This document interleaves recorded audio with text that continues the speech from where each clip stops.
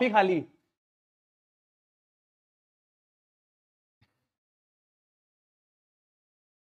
ठीक है।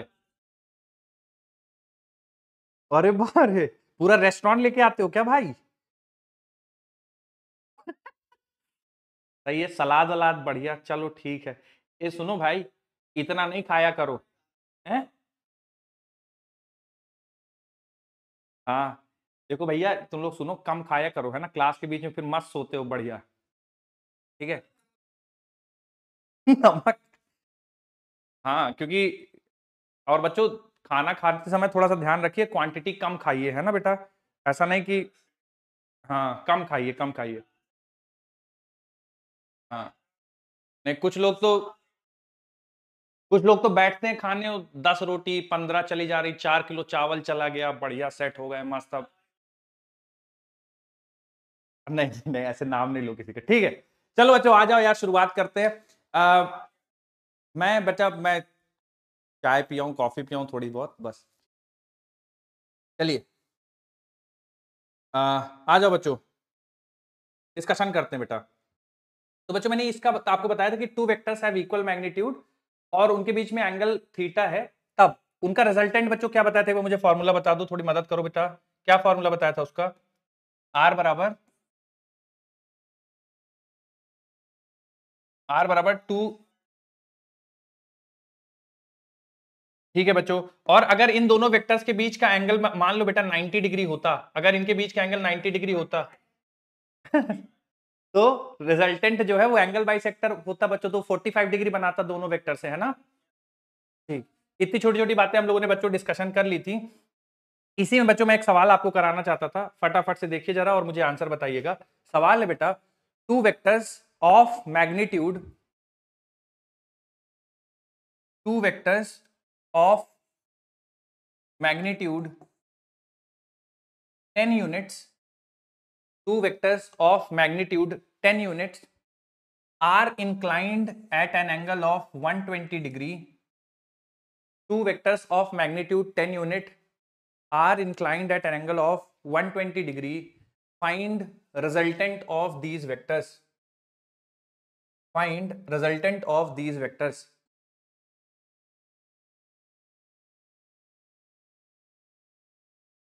Very good.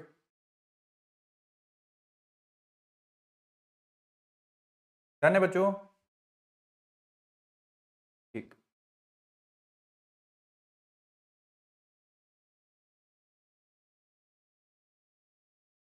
ठीक।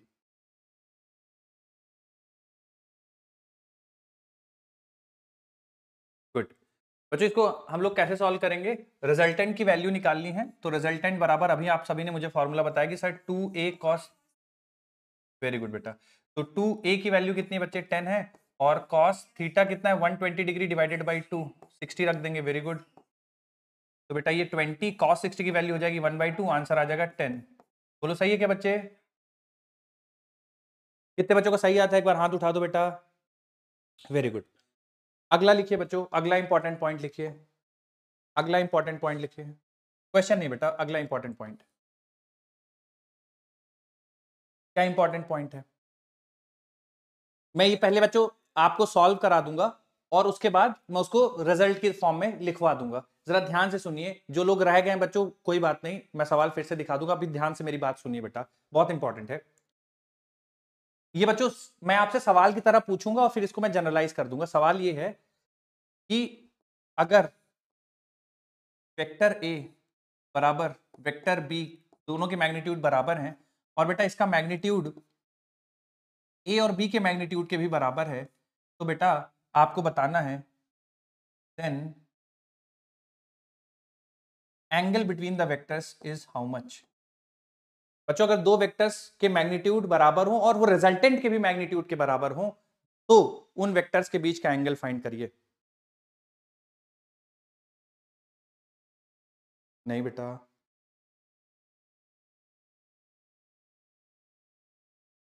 कर लीजिए बच्चों सॉल्व, फिर मैं बताता हूं। ठीक है बेटा। ओके। ओके। कर लीजिए बच्चों सॉल्व, फिर मैं समझाता हूं, ठीक है।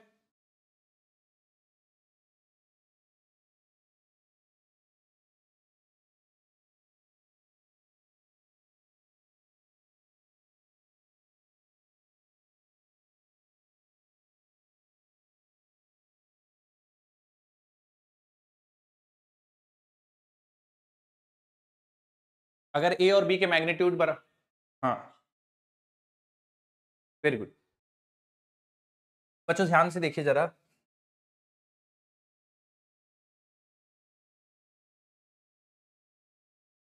हाँ ध्यान से देखिए बच्चों इसको। अगर कह रहा है ए और बी के मैग्नीट्यूड बराबर और रिजल्टेंट के मैग्नीट्यूड के बराबर हो, तो बच्चों मान लेते हैं ए और बी और रिजल्टेंट सबका मैग्नीट्यूड ए है, तो बेटा हमें सबको पता है कि फॉर्मूला रिजल्टेंट बराबर क्या लिखते हैं, under root of A square plus B square plus 2ab cos theta, है ना बच्चों, ये भी यही लिखते हैं ना। अब चूंकि दोनों के मैग्नीट्यूड बराबर है बेटा, तो मैं यहाँ पे a बराबर लिख देता हूँ। a बराबर देखिएगा बच्चों ध्यान से, ए स्क्वायर की जगह बच्चों ए स्क्वायर, बी स्क्वायर की जगह भी ए स्क्वायर, और दोनों बच्चों ए होंगे तो ये भी 2a स्क्वायर cos थीटा हो जाएगा। मेरी बात समझ में आ रही ना बच्चों सबको? दोनों साइड का स्क्वायर कर दो बेटा, तो ये ए स्क्वायर बराबर आ जाएगा a square plus 2a square cos theta, तो बेटा यहाँ से 2a स्क्वायर ये दोनों जुड़ जाएंगे ना बच्चों, और ये 2a square as it is लिख देता हूँ मैं, 2a स्क्वायर cos थीटा, है ना बेटा। फिर यहाँ से 2a स्क्वायर कॉमन ले लो, ब्रैकेट के अंदर क्या बन जाएगा बच्चों, 1 प्लस cos थीटा, ठीक है। अब बेटा ए स्क्वायर है, देखो यहाँ पे भी ए स्क्वायर है, ए स्क्वायर बराबर 2a square 1 plus cos theta, ठीक है बच्चे। तो यहाँ पे आप क्या करोगे, देखो ए स्क्वायर से ए स्क्वायर कैंसिल हो जाएगा, 1 प्लस cos थीटा की वैल्यू कितनी आ जाएगी बेटा, बोलिए। ए स्क्वायर से ए स्क्वायर कैंसिल हो जाएगी, 1/2, वेरी गुड। और cos थीटा की वैल्यू कितनी आ जाएगी बेटा, -1/2, तो बेटा थीटा कितना हो जाएगा, 120 डिग्री। बच्चों ये आपको एज अ रिजल्ट याद रखना है, अगर दो वेक्टर्स जिनके मैग्नीट्यूड बराबर हों और फिर वो रिजल्टेंट के बराबर हो जाए, तो उन दो वेक्टर्स के बीच का एंगल हमेशा 120 डिग्री होता है। क्या बच्चों याद रहेगा? लिखिए सारे। बिल्कुल बिल्कुल बेटा, निकाल सकते एब्सोल्युटली।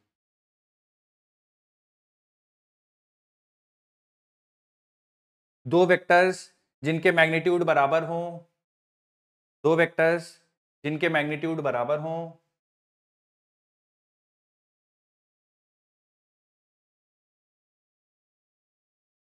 और उनके रिजल्टेंट का भी मैग्नीट्यूड वेक्टर के मैग्नीट्यूड के बराबर हो, तो वेक्टर के बीच का एंगल 120 डिग्री होगा। तो वेक्टर्स के बीच का एंगल 120 डिग्री होगा।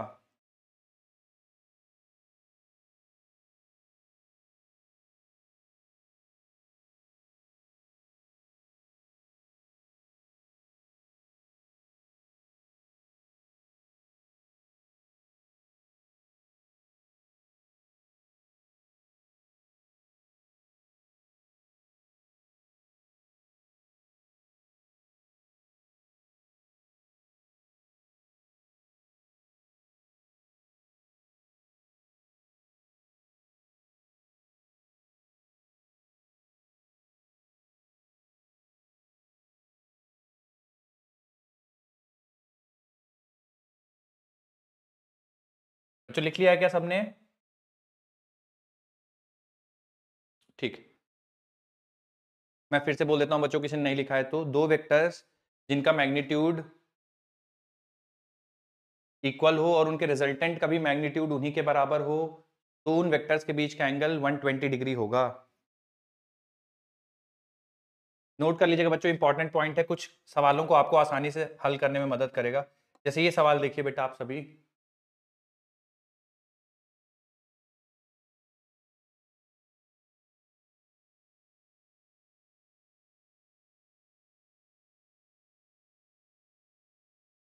Very good. कितने बच्चों का आंसर पहला आया है? क्या बच्चों पहला, दूसरा, तीसरा, चौथा? तो बेटा यहां पे भी देखो, मॉड ऑफ ए बराबर मॉड ऑफ बी बराबर मॉड ऑफ रिजल्टेंट, सही बात है ना बेटा।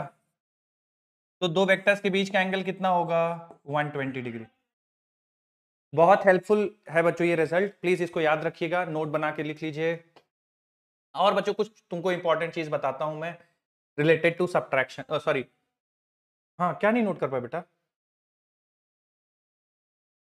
हाँ हाँ, करिए करिए करिए, पूरा क्वेश्चन नहीं लिखिए बेटा, पूरा क्वेश्चन लिखेंगे तो बहुत समय लग जाएगा। आप ये लिख लीजिए, जैसे मैं मॉड बना के लिखा है ना कि two vectors of equal magnitude and their resultant magnitude is also equal, so the angle between them would be 120 degree. तो जो पूरा सवाल आपको लिखने की जरूरत नहीं ना, अपने लैंग्वेज में उसको लिख लीजिए। कुल मिला के आपको रिजल्ट याद रहना है, बाकी प्रैक्टिस बच्चे आपको डीपीपी और मॉड्यूल से ही करनी है।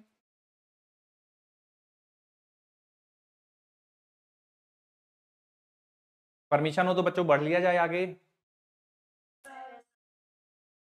ठीक, चलिए धन्यवाद है आपको। बच्चों एक और आपको इंपॉर्टेंट चीज बतानी है, जब भी दो वेक्टर्स को आप जोड़ें, है ना, a प्लस बी करें या बच्चों a b प्लस ए करें, है ना, दोनों से ध्यान रखिएगा, आंसर आपका बच्चे सेम आएगा। तो भले ही आप a प्लस बी करें या b प्लस ए करें, इससे कोई फर्क नहीं पड़ता, a प्लस बी हमेशा b प्लस ए के बराबर रहेगा। तो आप a b को आगे पीछे करें कोई फर्क नहीं पड़ता।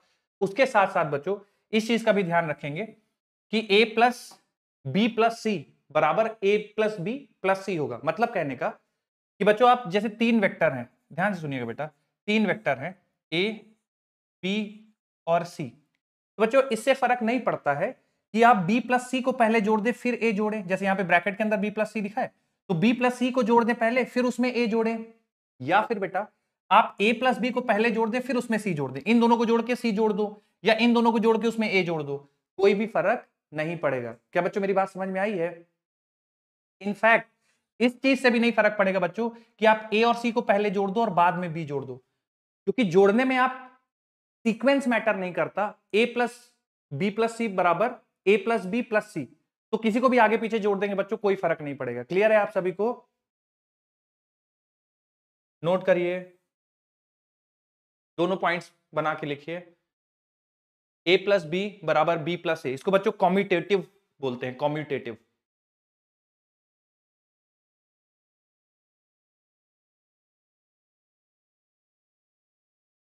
अभी मैं आपको सब्ट्रैक्शन ऑफ वेक्टर पढ़ाऊंगा बच्चे, तो उसमें देखिएगा आपको कि ये दोनों फिर सेम नहीं रहते हैं। जब मैं आपको सब्ट्रैक्शन ऑफ वेक्टर पढ़ाऊंगा तो उसमें दिखेगा।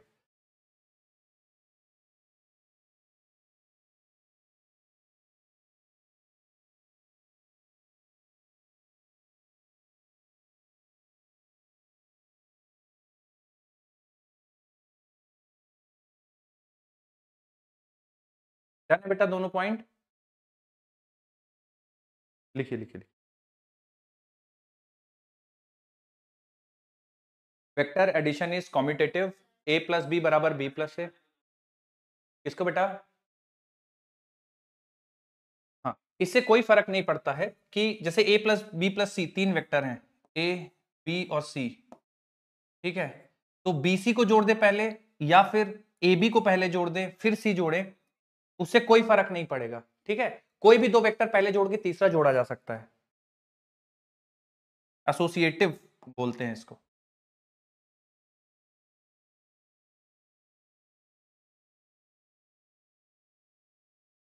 डन है?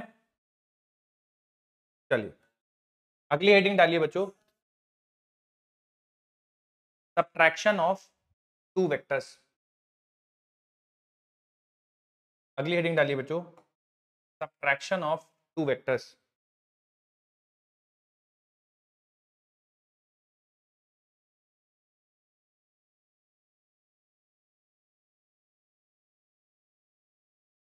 बच्चों जब मैंने आपको ट्रायंगल लॉ पढ़ाया था, तो ट्रायंगल लॉ भी मैंने आपको पहले दो वेक्टर्स का जोड़ना सिखाया था, फिर दो वेक्टर्स को कैसे घटाते हैं वो बताया था, फिर पॉलीगन लॉ बताया था, है ना। वैसे ही बच्चों पैरेललोग्राम लॉ में सबसे पहले आपने एडिशन ऑफ टू वेक्टर सीखा, अब सब्ट्रैक्शन ऑफ टू वेक्टर्स हम लोग पढ़ने वाले हैं कि सब्ट्रैक्शन अगर करना हो दो वेक्टर्स का तो कैसे करेंगे, किस तरह से चीजों को डील किया जाएगा। थोड़ा ध्यान से सुनिए।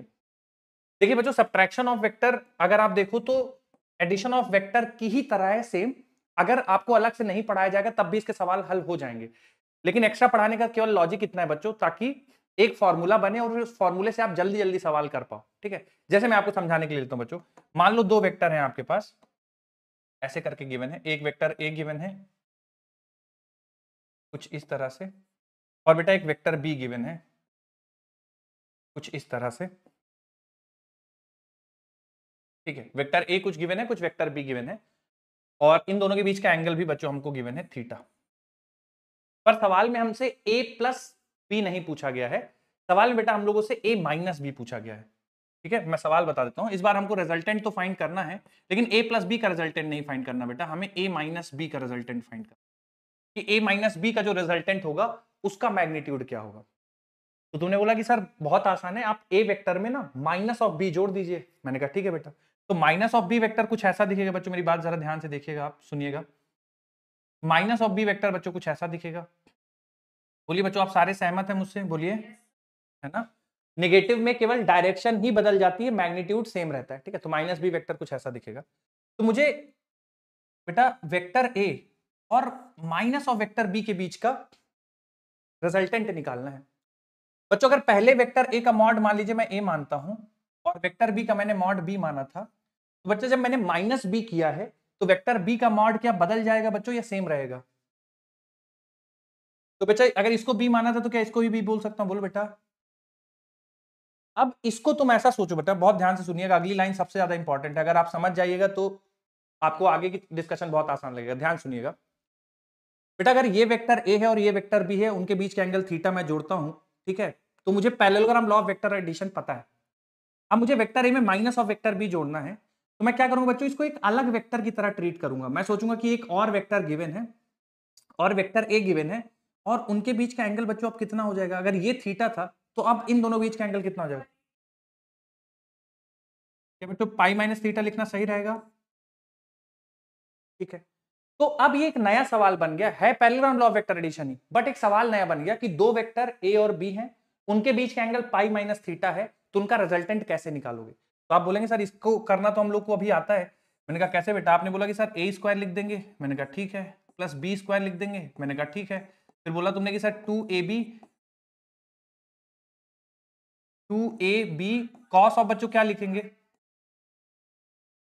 थीटा लिखना चाहिए, पाई माइनस थीटा लिखना चाहिए? बोलो बेटा। पाई माइनस थीटा लिखना चाहिए। थीटा क्यों नहीं लिखना चाहिए बेटा? क्योंकि थीटा तो ए और बी के बीच का एंगल है, जो कि मुझे नहीं जोड़ना है, मुझे ए में माइनस बी जोड़ना है। ए में माइनस बी जोड़ना है, तो माइनस बी वेक्टर तो ये है, और ए और माइनस बी के बीच का एंगल ये होगा। बच्चों मेरी बात मानते हो क्या यहां पे? तो अगर ये थीटा है तो बेटा ये पाई माइनस थीटा होगा, सही है ना? तो देखिए बच्चों फॉर्मूला क्या बनेगा इस केस में, a माइनस बी का जो मैग्नीट्यूड है, या आप इसको रिजल्टेंट बोल दीजिए बेटा, तो a माइनस बी के जो मैग्नीट्यूड है वो बराबर होगा under root of A square plus B square. अब बच्चों two A B cos pi minus theta, अब थोड़ा मेरी मदद कर दो, पाई माइनस थीटा पाई दिख रहा है, तो बच्चों ये कन्वर्ट होके कॉस साइन में चला जाएगा या टैन में, या कॉस ही रहेगा? ओके, तो टू ए बी, ये तो आधे तो उड़ गए कि ये क्या पूछ रहा है, ये कॉस पाई, ये मैंने पढ़ाया है बच्चों आपको कभी, cos pi minus theta two pi? कौन सा रूल बोलते थे उसको, कौन सा रूल बोलते थे? ASTC, absolutely. तो बेटा ये कॉस चेंज होके कॉस में ही रहेगा, और देखो पाई माइनस थीटा कौन से क्वाड्रेंट में है? सेकंड क्वाड्रेंट में। क्या बेटा सेकंड क्वाड्रेंट में सारे पॉजिटिव रहते हैं या कुछ ही पॉजिटिव रहते हैं? साइन और कोसेक पॉजिटिव रहते हैं बेटा। ये तो कॉस है, क्या ये पॉजिटिव रहेगा, ये कन्वर्ट हो जाएगा? क्या बेटा ये cos pi minus theta minus cos theta में कन्वर्ट होगा? बोलिए बेटा। तो देखिए बच्चों फॉर्मूला क्या बन जाएगा, a square plus B square minus two A B cos theta. क्या मेरी बात समझ में आई है बच्चों? तो दो वेक्टर जिनके बीच का एंगल थीटा है, उनके सब्ट्रैक्शन का जो रिजल्टेंट होगा बेटा, वो under root of A square plus B square minus two A B cos theta रहेगा। क्या बच्चों याद रहेगा ये? फटाफट से लिख लीजिए।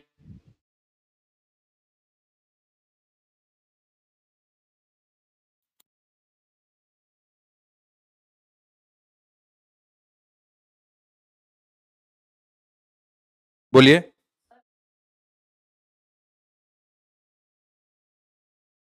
मैग्नीट्यूड से बच्चे नहीं फर्क पड़ेगा ना, फिर से देखिए, किसी भी वेक्टर का मैग्नीट्यूड हमेशा प्लस रहेगा, मैंने आपको पहले ही बताया ना।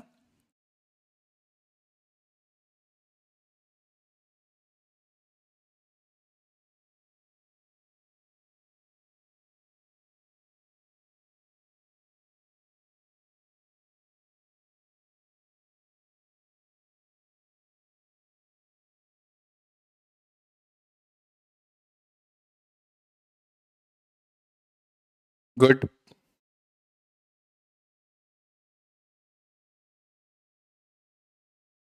बच्चों इसमें लिख लीजिएगा दो वेक्टर जिनके मैग्नीट्यूड ए बी हैं और उनके बीच का एंगल थीटा है, उनके सब्ट्रैक्शन का magnitude under root of A square plus B square minus 2ab cos theta होगा। ये सब्ट्रैक्शन का रिजल्ट है बेटा। एडिशन में प्लस 2ab कॉस थीटा आएगा और सब्ट्रैक्शन में माइनस 2ab कॉस थीटा आएगा। बहुत बढ़िया बेटा। बस यही लिखना है कि ये जो रिजल्ट है वो सब्ट्रैक्शन का रिजल्ट है। जैसे जोड़ने के लिए a प्लस बी का रिजल्टेंट आता है a square plus B square plus 2ab cos theta, subtraction का रिजल्ट आएगा a square plus B square minus 2ab cos theta. ये सब्ट्रैक्शन का रिजल्ट है, याद रखिएगा।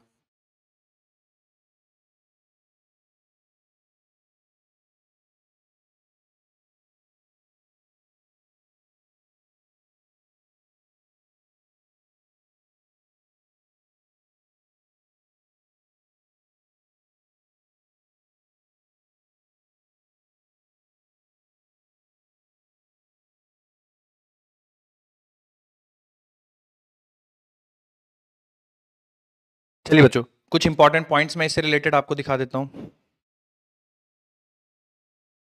उससे पहले एक सवाल कर लेते हैं बच्चों, ध्यान से देखिए, फिर मैं पॉइंट्स लिखाऊंगा इसके इंपॉर्टेंट। एक सवाल लिख लीजिए।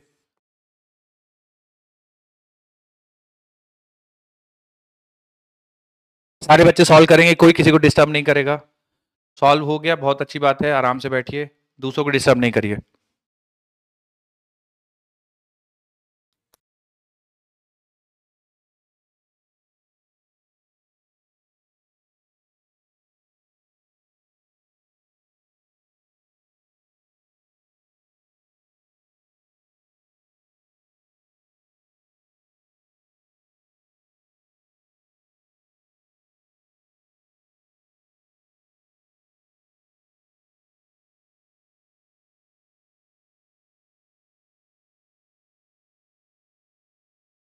ठीक है, बाकी लोग भी अटेम्प्ट करिए बच्चों।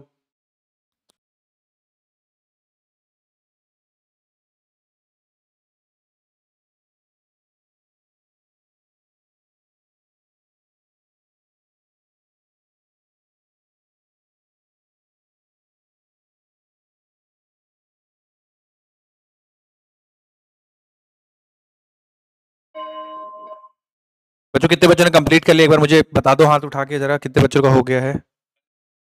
ठीक है,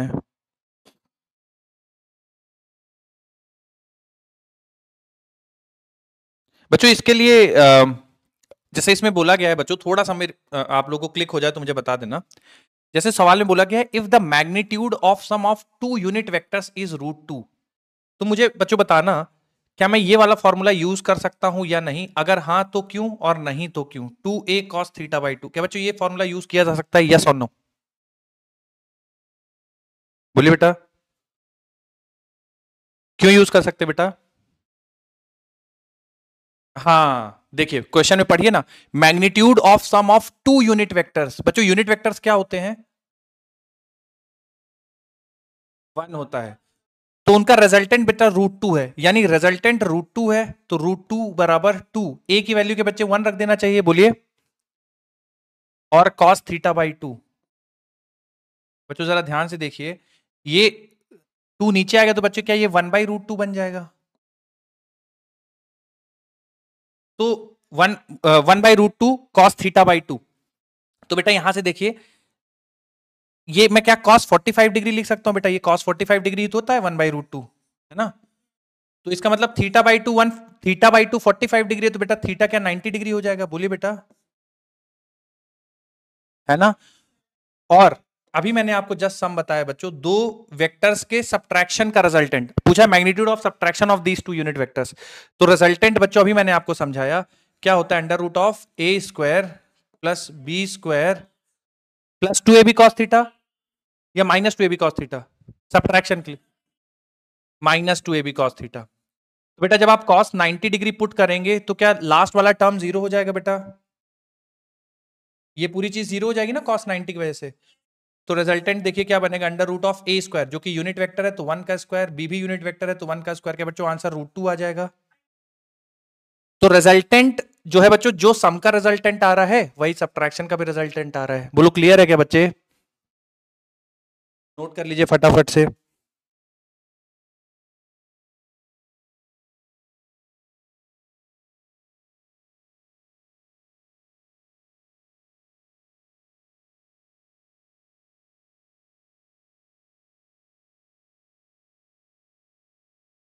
बोलिए बेटा।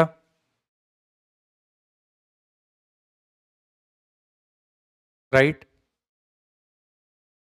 देखिए ना रिजल्टेंट ऑफ टू वेक्टर्स में, हाँ यूनिट वेक्टर का मैग्नीट्यूड तो 1 होता है। तो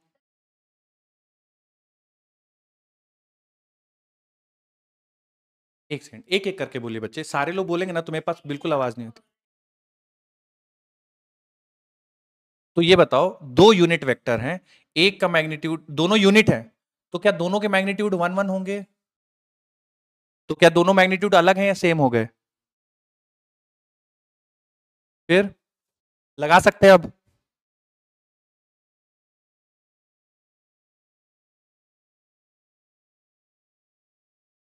नोट कर लिया बच्चों सबने?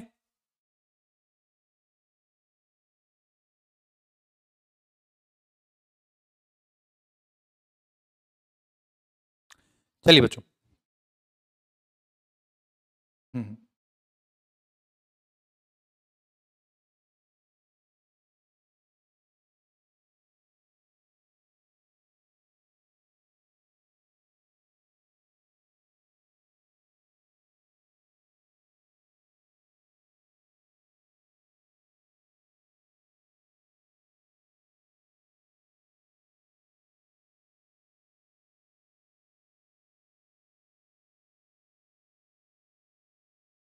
बच्चों आगे इसमें में ना सब्ट्रैक्शन ऑफ वेक्टर में ना नोट बना के एक पॉइंट लिखना है जो हमें याद रखना है।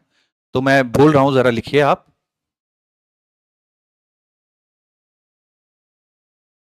Subtraction of,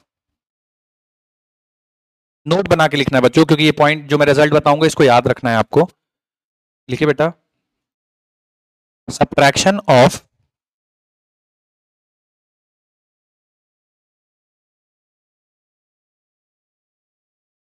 subtraction of vectors of subtraction of vectors of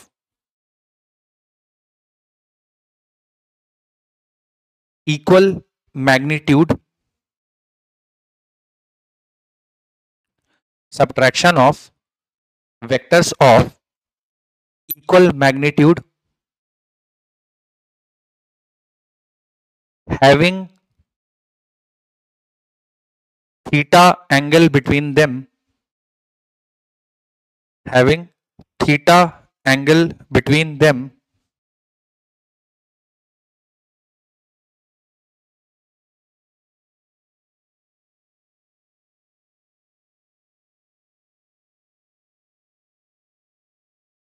is given by,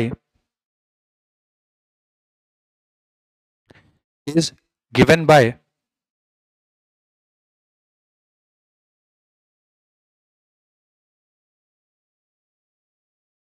बच्चों सारे आप बोर्ड पे देखिएगा, बस 1 मिनट के लिए बोर्ड पे देखिए, फिर उसके बाद मैं आपको रिजल्ट बताऊंगा और उसको याद रखना हमेशा। देखिए बच्चों, सवाल में बोला गया है कि दो वेक्टर्स ना उनके मैग्नीट्यूड बराबर हैं और उनका सब्ट्रैक्शन का जो आंसर आ रहा है उसका भी मैग्नीट्यूड बराबर है। मतलब कि ऐसा कुछ है बच्चों कि जैसे मैग्नीट्यूड ऑफ वेक्टर ए बराबर है मैग्नीट्यूड ऑफ वेक्टर बी।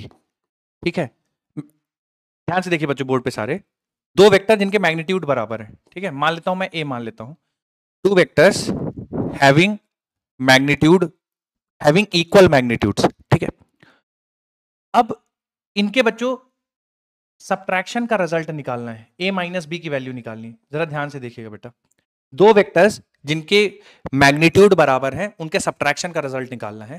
तो आप बोलेंगे सर बहुत आसान है, कि क्योंकि रिजल्टेंट का स्क्वायर हम लोगों ने अभी पढ़ा है कि वो ए स्क्वायर प्लस बी स्क्वायर। बच्चों आगे क्या लिखूं, प्लस 2ab cos थीटा या minus 2ab cos theta subtraction के लिए? सही लिख रहा हूं ना बेटा? दोनों के मैग्नीट्यूड मैंने ए ले रखे हैं, तो a square plus a square minus 2a square cos theta. बोलो सही लिख रहा हूं ना बच्चों? ये दोनों मिलके 2a स्क्वायर हो जाएंगे, और इधर भी बच्चों minus 2a square cos theta है। 2a स्क्वायर कॉमन ले लेंगे बेटा, ब्रैकेट के अंदर बन जाएगा 1 माइनस कॉस थीटा। बच्चों इसमें भी फिर हम लोग हाफ एंगल वाला फॉर्मूला लगाएंगे, तो एक्चुअली कॉस थीटा की वैल्यू होती है 2 sine square theta by 2 minus 1, half angle formula बच्चों। जैसे कॉस 2 थीटा होता 2 साइन स्क्वायर थीटा माइनस 1, तो कॉस थीटा होगा 2 sine square theta by 2 minus 1। मेरी बात समझ में आ रही है ना बच्चों? तो ये ट्रिग्नोमेट्रिक आइडेंटिटी है। किसी बच्चे को वैसे तो मैंने लिखवाया था बेटा, अगर नहीं याद आ रहा है तो आप ये समझ लेना कि ये ट्रिग्नोमेट्रिक आइडेंटिटी फॉर्मूला होता है 1 minus 2 cos square theta by 2। जब साइन, अच्छा एक सेकंड, मैंने शायद गड़बड़ लिखा है क्या? हाँ बच्चों एक सेकंड ना, मैंने गड़बड़ लिखा है बच्चे, आप सही हो। इसको ना ऐसा लिखना चाहिए 1 minus 2 sine square theta by 2। Cos square होता तो प्लस लिखते ना बच्चों, कॉस होता तो प्लस लिखते। कॉस 2 थीटा बराबर 2 cos square theta minus 1, cos 2 theta बराबर 1 minus sine square 2 sine square theta. अब सही है, ठीक है। तो कॉस 2 थीटा का फॉर्मूला लिखेंगे बच्चों, ये ट्रिग्नोमेट्रिक आइडेंटिटी है, इसमें सब्स्टिट्यूट कर देते हैं। तो देखिए रिजल्टेंट स्क्वायर बराबर क्या आएगा 2a स्क्वायर इंटू 1 माइनस, बेटा अब ये पूरी ब्रैकेट में वैल्यू यहां पे रख देंगे 1 minus 2 sine square theta by 2, ठीक है। तो देखो 2a स्क्वायर 1 माइनस 1 बच्चों ये कैंसिल हो जाएगा, और ये माइनस माइनस मिलके प्लस हो जाएगा, तो 2 साइन स्क्वायर थीटा बाई 2 आएगा, ठीक है बच्चों। जब इसको मल्टीप्लाई करोगे तो ये बन जाएगा 4a square sine square theta by 2, ठीक है बेटा। अब ये किसकी वैल्यू है? ये रिजल्टेंट स्क्वायर की वैल्यू है ना, आर स्क्वायर की। दोनों साइड बच्चों स्क्वायर रूट ले लोगे, तो रिजल्टेंट बराबर क्या आ जाएगा बच्चों 2a साइन थीटा बाई 2। क्या बच्चों याद आ रहा है? सेम ऐसा ही फॉर्मूला बच्चों हम लोगों ने डिराइव किया था। कहां के लिए डिराइव किया था बच्चों सेम ऐसा ही फॉर्मूला? एडिशन के लिए। वहां पे क्या आता था बेटा? बस यहां पे कॉस की जगह क्या हो जाएगा बच्चों? साइन। लिख लीजिए बेटा,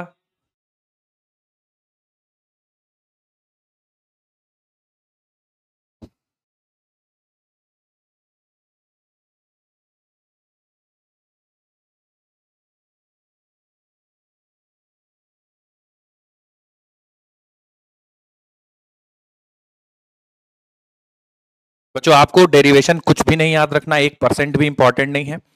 बस आपको रिजल्ट याद रखना है कि दो वेक्टर जिनके मैग्नीट्यूड बराबर हो उनके सब्ट्रैक्शन का magnitude 2a sine theta by 2 होगा। गुड बेटा।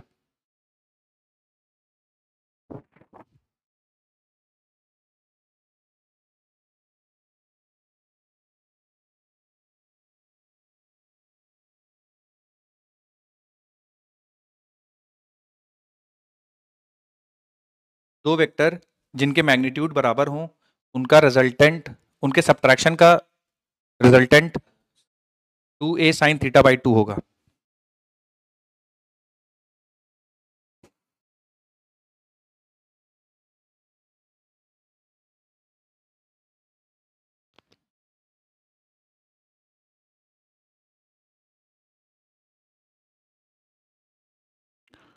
बच्चों अगला पॉइंट लिखवाऊं?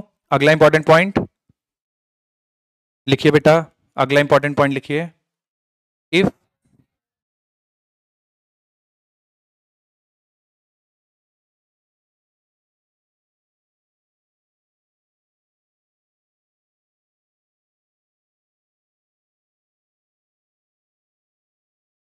बच्चों लास्ट में फिर से बोल रहा हूं, केवल यही चीज आपको लास्ट में जो डिराइव करी है ना, केवल इसको याद रखना है, बाकी डेरिवेशन आपको बिल्कुल दिमाग में रखने की कोई जरूरत नहीं है। r बराबर 2a साइन थीटा बाई 2। हाँ बच्चों एक नोट देखिए, पहले समझ लीजिए और फिर अपने हिसाब से आप लिखिएगा। बच्चों अगला ये है कि अगर मॉड a बराबर मॉड b बराबर mod of a minus b, बच्चों ये आपको सॉल्व करके मुझे आंसर बताना है। अगर a b के मैग्नीट्यूड बराबर हैं और वो बराबर है a माइनस बी के, तो थीटा कितना होगा between A and B. Okay बेटा, सारे बच्चे एक बार अटेम्प्ट कर लीजिए, फिर डिस्कशन करेंगे। ए बी अगर बराबर हो और ए और बी के मैग्नीट्यूड बराबर हो और वो बराबर हो सब्ट्रैक्शन के मैग्नीट्यूड के, ठीक है, तो एंगल कितना होगा ए और बी के बीच में।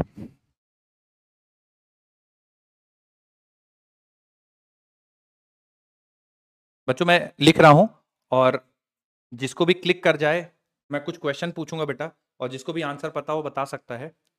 तो मैं ये लिख रहा हूं कि a माइनस बी की जो मैग्नीट्यूड होगा, magnitude of a minus B, क्या बेटा ये 2a साइन थीटा बाई 2, क्या बेटा ये वाला फॉर्मूला लगाया जा सकता है या इस सवाल के लिए वाला फॉर्मूला नहीं लगाया जा सकता है? बोलिए बेटा, क्यों लगा रहे हैं बेटा ये फॉर्मूला, क्यों लगा रहे हैं? दोनों के मैग्नीट्यूड सेम है, सही बात है ना बेटा। तो अब इन सब के मैग्नीट्यूड को बच्चों मैं ए मान लेता हूं, तो ये देखिए a माइनस बी का मैग्नीट्यूड भी a हो जाएगा, और दोनों का मैग्नीट्यूड a मान के रखा ही है, साइन थीटा बाई 2।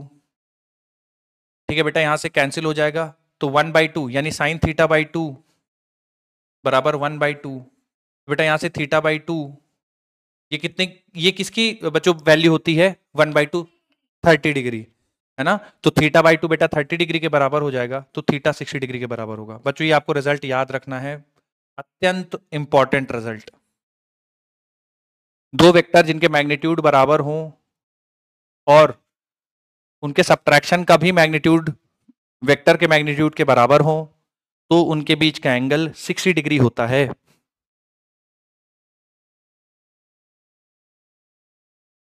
दो वेक्टर जिनके मैग्नीट्यूड बराबर हो और उनके सब्ट्रैक्शन का भी मैग्नीट्यूड वेक्टर्स के मैग्नीट्यूड के बराबर हो, तो उन वेक्टर्स के बीच का एंगल 60 डिग्री होता है।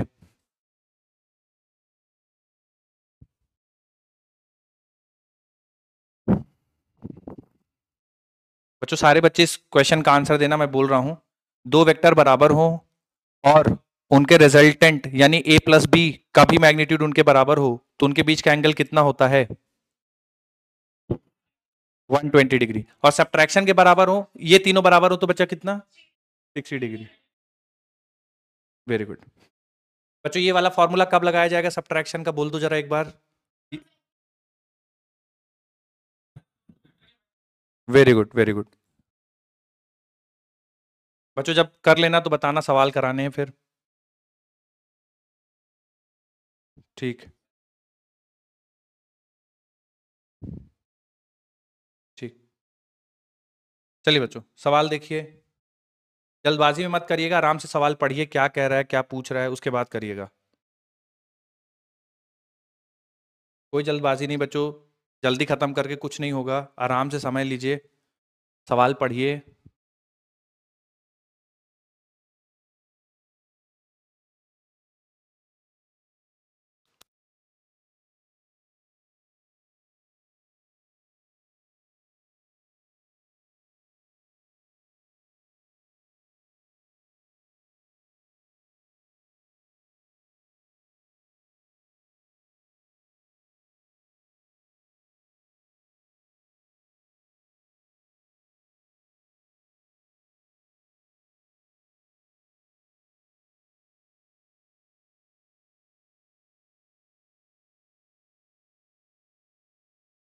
कर लीजिए, जिनको किसी को कुछ डाउट है ना, तो मैं सवाल के बाद ले लूंगा आपके डाउट्स, पर अभी आप फोकस करके सवाल कर लीजिए। गुड गुड बच्चों, गुड।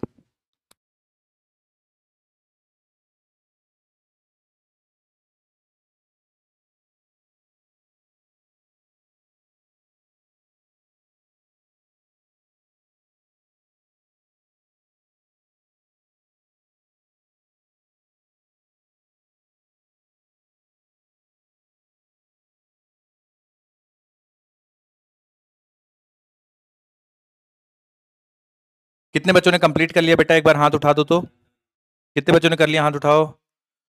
ठीक है, जो बच्चे सॉल्व कर रहे हैं बेटा जल्दी कर लीजिए।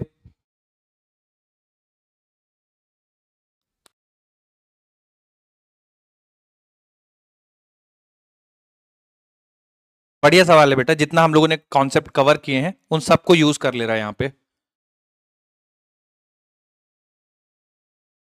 आखिरी 10 सेकंड बेटा। चलिए देखते हैं बच्चों, डिस्कशन करते हैं, ध्यान सुनिए। सवाल में बोला गया है कि ए और बी इस तरह से हैं कि दोनों के मैग्नीट्यूड आपस में बराबर है और रिजल्टेंट के मैग्नीट्यूड के मतलब ए प्लस बी के बराबर है। जैसे बच्चों आपने देखा कि ए प्लस बी के बराबर है और तीनों आपस में बराबर है, इसका मतलब इन दोनों के बीच का एंगल कितना हो जाएगा बेटा? 120 डिग्री। क्या बच्चों सारे सबको आवाज समझ में आती है? अगर बेटा यहाँ पे ए प्लस बी की जगह मैं ऐसा लिख देता कि ए माइनस बी के मैग्नीट्यूड के बराबर है, तब थीटा कितना हो जाता? 60 डिग्री।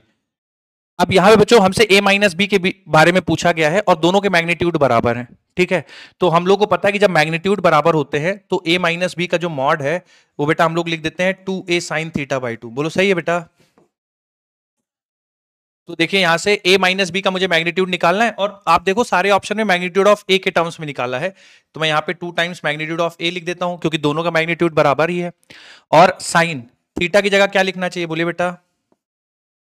थीटा की जगह क्या लिख दूं? 120 डिग्री। बच्चों ये समझ में आ रहा है आपको? ये बराबर है इसलिए थीटा की वैल्यू 120 डिग्री है ना, तो हमें a माइनस बी की वैल्यू निकालनी है, थीटा की जगह 120 डिग्री रखेंगे। बोलो क्लियर है बेटा?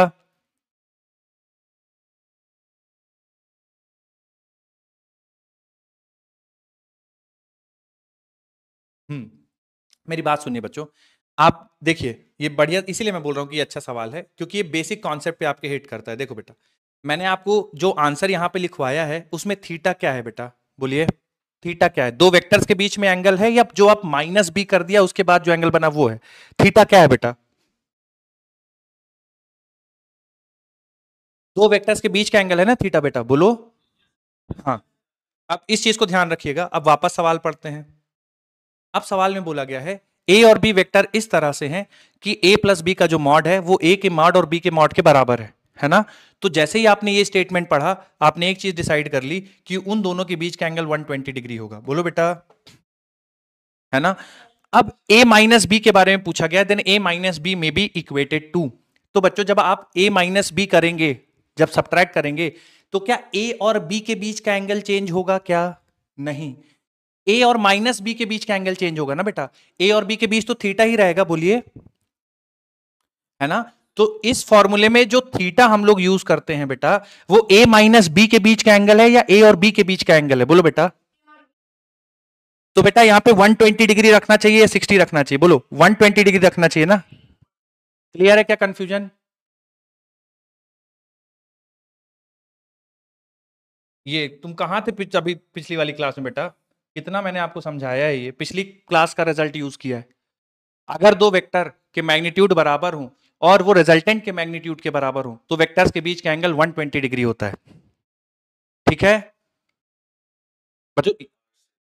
हाँ, थोड़ा सा जब समझा रहा हूं बच्चों तो थोड़ा सा आप ध्यान से सुना करिए। आज ये बताइए साइन 120/2 बेटा साइन 60 डिग्री, साइन 60 डिग्री की वैल्यू कितनी हो जाएगी? बोलिए बेटा। √3/2। तो बेटा 2 से 2 कैंसिल, a√3 आएगा क्या आंसर?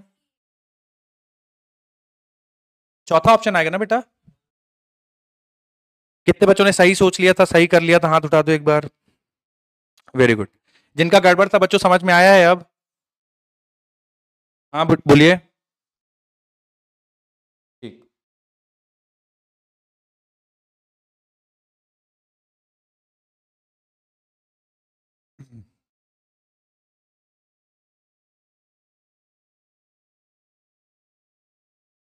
लिखिए।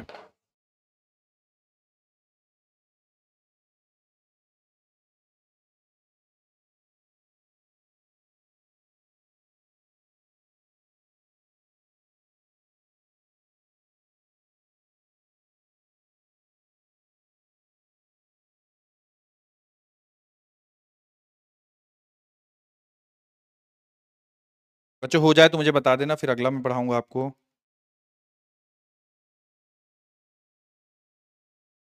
अच्छा सवाल है, सारे नोट कर लीजिएगा और जहां पे भी आप कंफ्यूज हो गए थे उसको भी मेंशन कर लीजिएगा।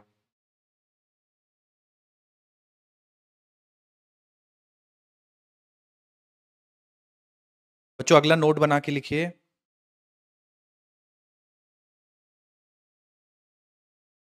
इन सब्ट्रैक्शन, बोलो बेटा नोट बोलो अगला। हाँ, अगला नोट बना के लिखिए बच्चों। In subtraction vector a plus vector b is not equal to vector A minus vector b. Sorry, vector, मैं क्या लिख रहा हूं, एक सेकंड बच्चों, एक सेकंड बच्चों, है ना। Vector A minus vector B will not be equal to vector B minus vector A. बच्चों क्या सम के केस में ये ट्रू हो जा रहा था जब दो वेक्टर्स को जोड़ रहे थे? जोड़ रहे थे तब बच्चों दोनों बराबर हो जा रहे थे ना, ए प्लस बी बराबर बी प्लस ए। हाँ, तो सब्ट्रैक्शन के लिए बच्चों ध्यान रखना है ए माइनस बी नहीं बराबर होगा बी माइनस ए के।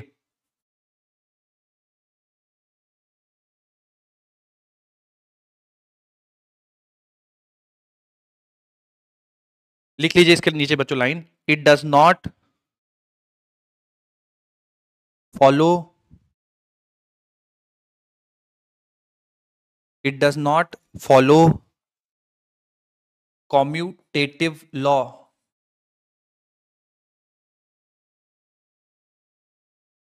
it does not follow commutative law।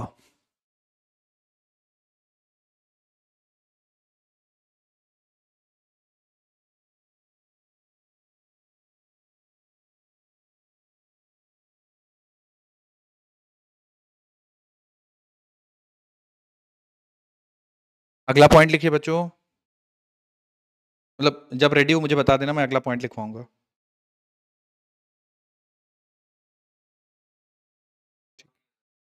ठीक है, अगला पॉइंट लिखिए बच्चों, subtraction of vectors,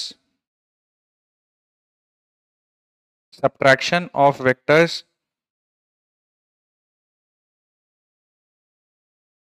subtraction of vectors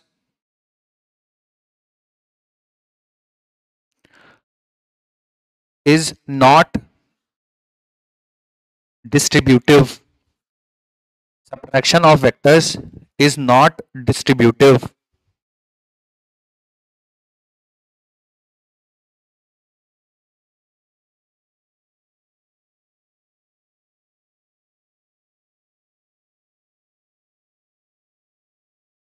बच्चों डिस्ट्रीब्यूटिव का आपको याद है क्या, समेशन के केस में बराबर होता था या नहीं होता था समेशन के लिए? जैसे मैं a प्लस बी प्लस सी लिख दूं बेटा, और ये बराबर हो जाएगा a प्लस बी प्लस सी के, है ना, ये होता था ना बराबर। हाँ, इसमें थोड़ा सा ध्यान रखिए बच्चों, इसमें बराबर नहीं होगा, a माइनस बी माइनस सी, ये बच्चों बराबर नहीं होगा, ये बराबर नहीं होगा a minus b minus c के। a minus b minus c बराबर नहीं होगा a minus of b minus c. सब में वेक्टर्स लिख लीजिएगा बच्चों ऊपर। तो सब्ट्रैक्शन के केस में डिस्ट्रीब्यूशन वैलिड नहीं होता है। बोलिए बेटा, डिस्ट्रीब्यूशन,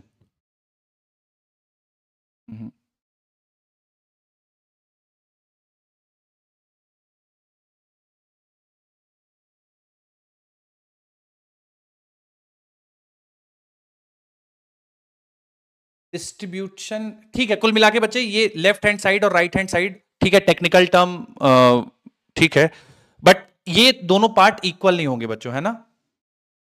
ठीक है, डिस्ट्रीब्यूटिव जैसे मैं बोल देता हूं, एक सेकंड,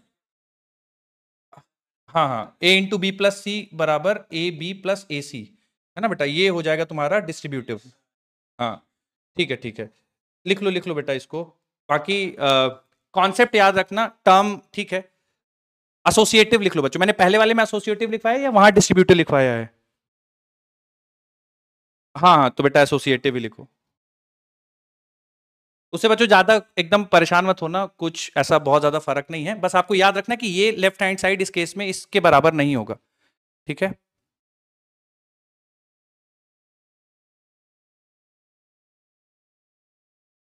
बच्चों डिस्ट्रीब्यूटिव को हटा के एसोसिएटिव कर लो।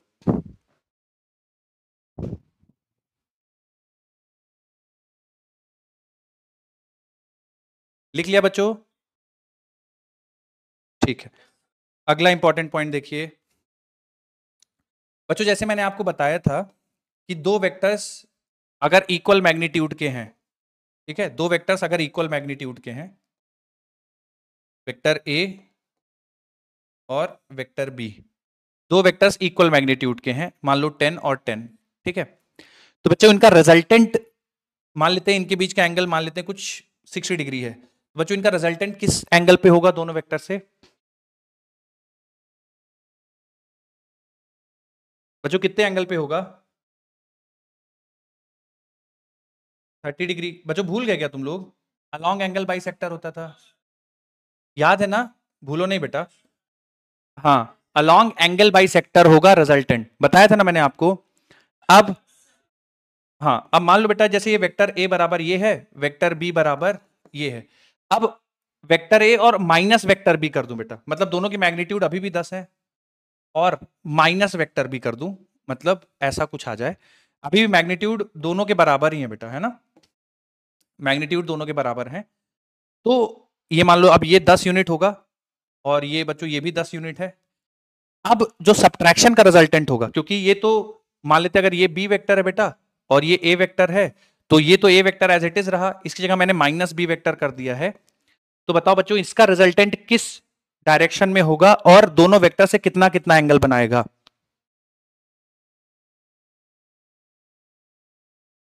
बच्चों श्योर हो आप इस चीज को लेके? बिल्कुल सही है, 60 डिग्री एंगल बनाएगा, दोनों वेक्टर से 60 डिग्री एंगल बनाएगा बच्चों, है ना, कुछ ऐसा दिखेगा तुमको। मेरी बात समझ में आ रही है बच्चों? तो क्यों 60 डिग्री, क्यों? क्योंकि बेटा जब आपने इसको रिवर्स किया ना, ये वेक्टर ऐसा कुछ आ गया, तो ये 60 डिग्री था, ये कितना हो जाएगा बेटा? 120 डिग्री, ये 120 डिग्री। तो अब एक्चुअल बच्चों ये भी एक तरह से देखो तो दो वेक्टर्स ही हैं जिनके मैग्नीट्यूड बराबर हैं। अब एक्चुअल में आप देखो तो आप ए में माइनस बी ऐड कर रहे हो ना बेटा, तो ये भी वेक्टर है जिसका मैग्नीट्यूड 10 है, ये माइनस बी वेक्टर है जिसका मैग्नीट्यूड 10 है, दोनों के मैग्नीट्यूड बराबर है, तो क्या बच्चे resultant along angle bisector ही होगा? बोलो बेटा। तो इस बार एंगल 60 डिग्री और 60 डिग्री होगा। मेरी बात समझ में आ रही है बच्चों? मैं लिखवाता हूं इसको, थोड़ा सा लिख लीजिए, मैं लिखवा देता हूं, लिख लीजिए। Resultant of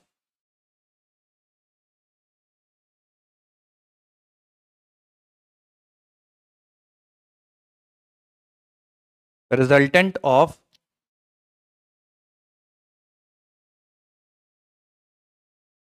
of subtraction of two vectors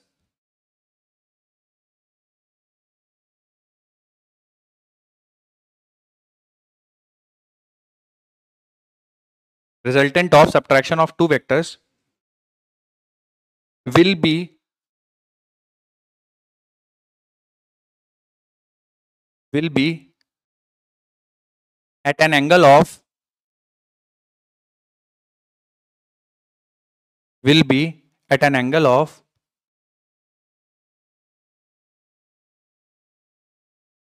बच्चों ये लिखना पड़ेगा आपको, देखिए बोर्ड में मैं लिख रहा हूं, will be at an angle of 1/2 pi minus theta from each vector, 1/2 half of pi minus theta from each vector.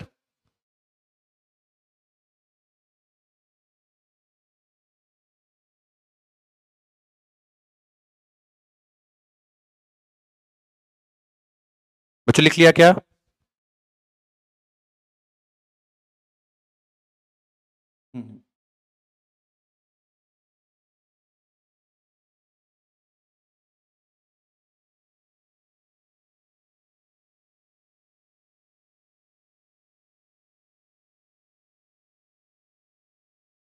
Done है बेटा? हाँ, अगला लिखिए, एक सवाल इसी पे, two vectors of magnitude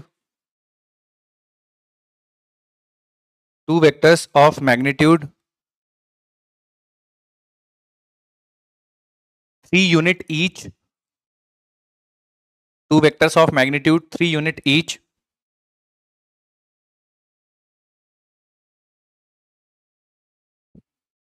are inclined at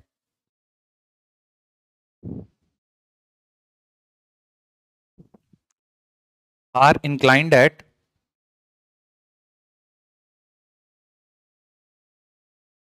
120 degree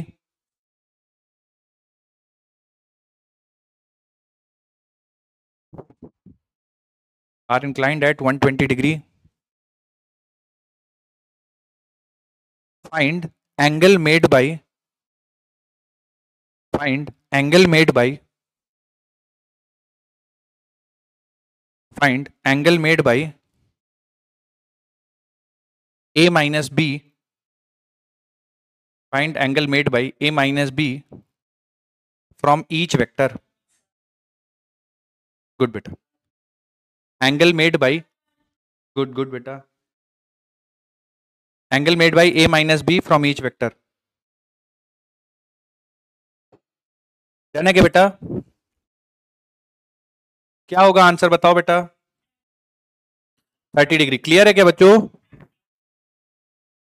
दो वेक्टर्स, इसमें देखो कंफ्यूज मत हो जाना बेटा, दो वेक्टर्स के बीच का एंगल गिवन है, ठीक है, दो वेक्टर्स के बीच का एंगल गिवन है 120 डिग्री, ठीक है, 120 डिग्री, और बच्चों ए है और ये बी है, तो ए माइनस बी के बीच का एंगल पूछेगा ना बेटा, तो माइनस आपका जैसे ही करोगे तो माइनस इधर आ जाएगा, ठीक है, तो आपको 60 डिग्री को 2 से डिवाइड करना पड़ेगा. मेरी बात समझ में आ रही है ना बच्चों सबको? तो 30 डिग्री आएगा इसका आंसर. क्लियर है? ठीक है, तो अब बच्चों हम लोग का एडिशन ऑफ वेक्टर कंप्लीट हो गया है. मैंने आपको लगभग सारी जानकारी दे दी है, जो इसमें इंपॉर्टेंट पॉइंट्स थे समझाने के पढ़ाने के, वो भी मैंने बता दिया है. एक बार क्विक रिवीजन करेंगे और उसके बाद हम लोग रेजोल्यूशन ऑफ वेक्टर की तरफ बढ़ेंगे. बच्चों अगर दो वेक्टर जोड़ना है, उनके बीच का एंगल थीटा गिवन है, ठीक है, या ट्राइंगल ऑफ वेक्टर एडिशन से शुरू करते हैं. बच्चों ट्राइंगल ऑफ वेक्टर एडिशन से जोड़ने के लिए हेड हेड ज्वाइन करना होगा या हेड टेल ज्वाइन करना होगा? ट्राइंगल लॉ में हेड टेल ज्वाइन करना पड़ेगा बच्चों, ध्यान रखना. जब parallelogram law of vector addition लगाते हैं तो दोनों की टेल टेल या head head? Tail tail join करना पड़ेगा बच्चों. जब भी एंगल निकालते हैं तो क्या बच्चों ये इन दोनों वेक्टर के बीच का एंगल थीटा माना जाएगा या नहीं माना जाएगा? क्यों, क्या गड़बड़ है? टेल टेल से ज्वाइन करेंगे. बच्चों ए प्लस बी का मैग्नीट्यूड कैसे निकालते हैं, बता दो फॉर्मूला. ए प्लस बी का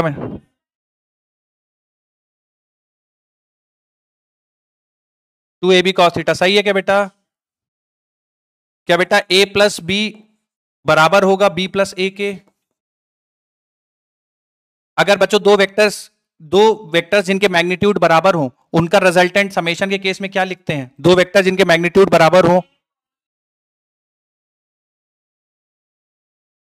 वेरी गुड. अगर बच्चों दोनों वेक्टर के मैग्नीट्यूड बराबर हो और रिजल्टेंट के बराबर हो, तो उनके बीच का एंगल क्या होगा? क्या बच्चों ये सारी चीजें याद रहेंगी तुम्हें? अगर a माइनस बी का मैग्नीट्यूड लिखूंगा, दो वेक्टर जिनके बीच का एंगल थीटा हो, तो क्या हो जाएगा बेटा ये?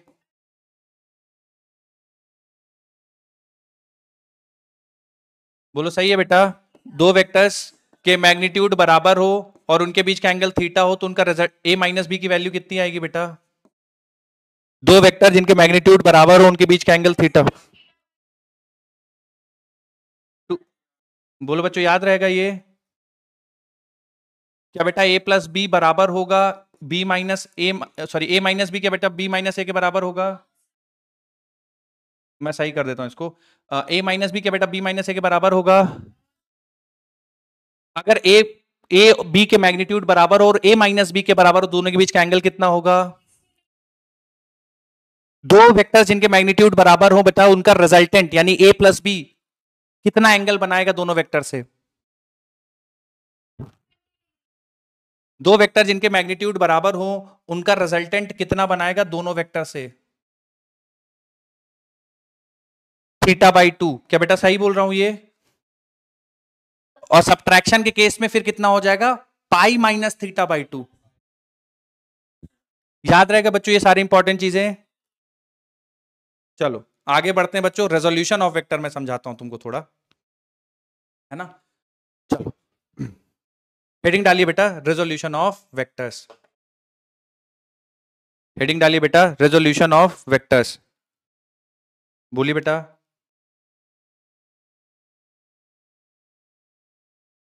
Resolution of vectors.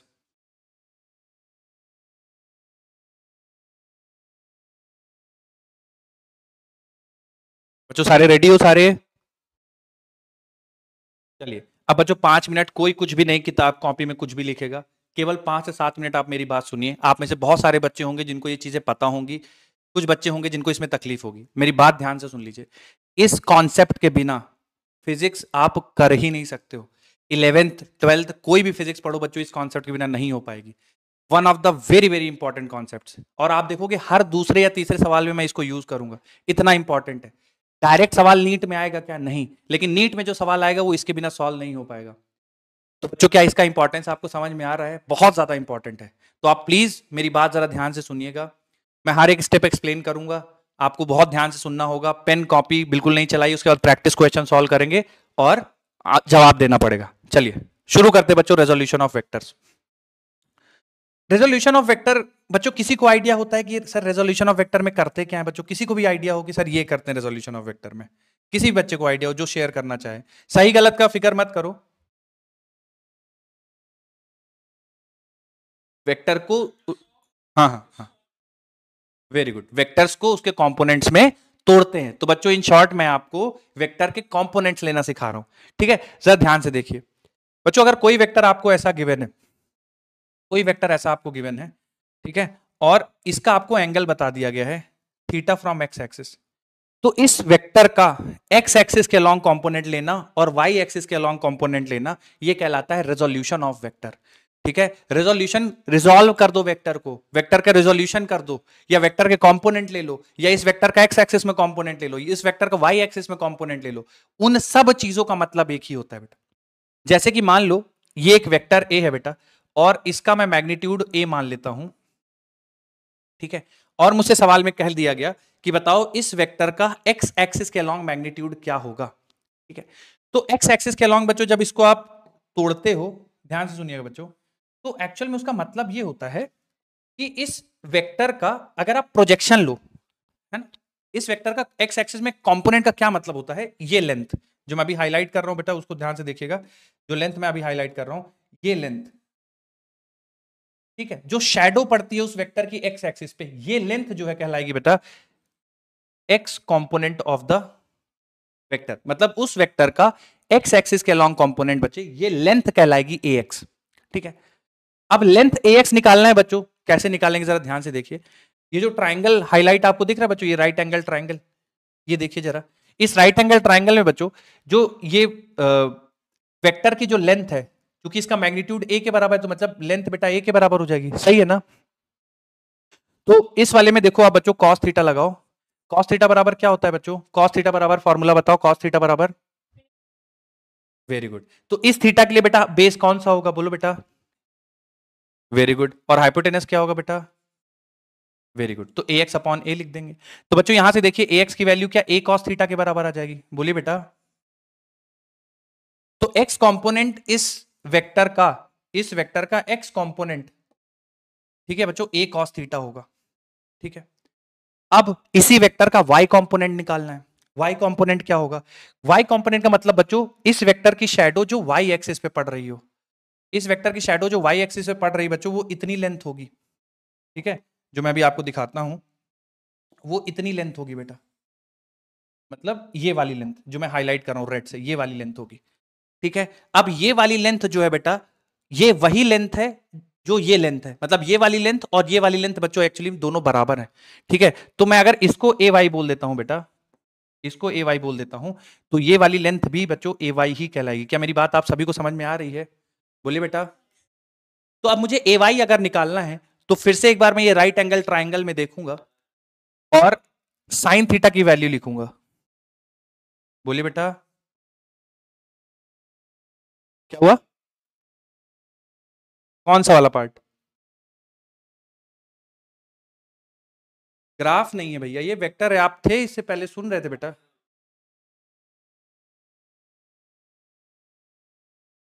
ये एक्स एक्सिस है, एक्स और वाई एक्सिस, ये एक्स एक्सिस, ये वाई एक्सिस, एक वेक्टर गिवन है जिसका लेंथ ए है, मैग्नीट्यूड ए है, वो थीटा एंगल बना रहा है। मेरी बात समझ में आ रही है आपको? किससे एंगल थीटा बना रहा है बेटा? ठीक है, और हम क्या कर रहे हैं बेटा?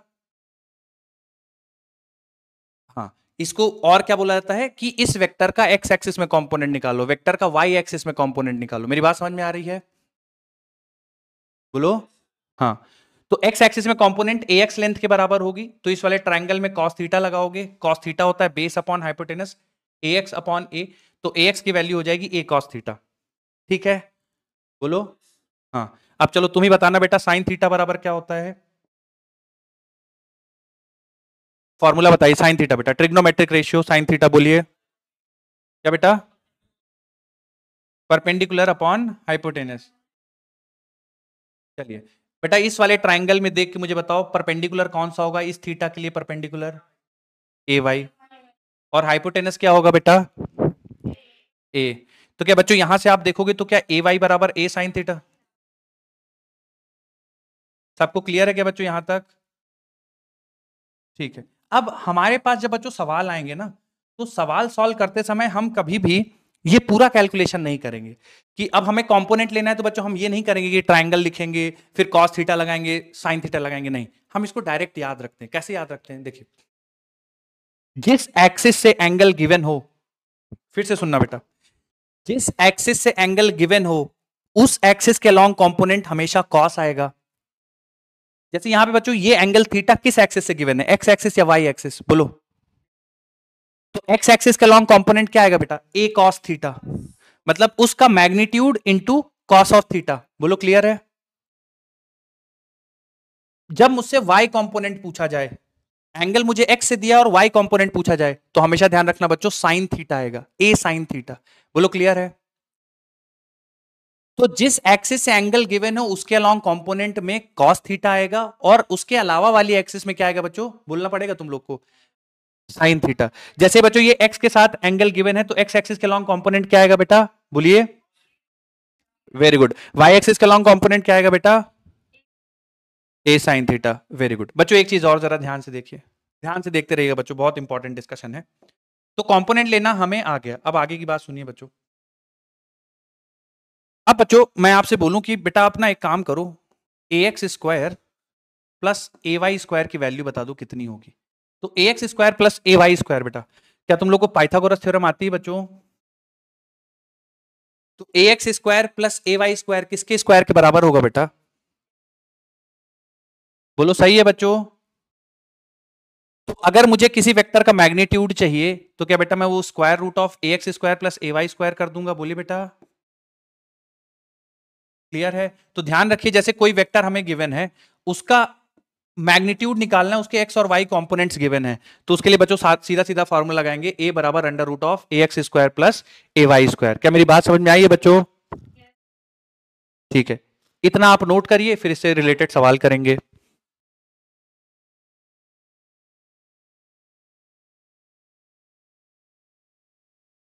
नोट कर लीजिए बच्चों, फिर कुछ इंपॉर्टेंट पॉइंट्स मैं इसमें लिखवा दूंगा आपको।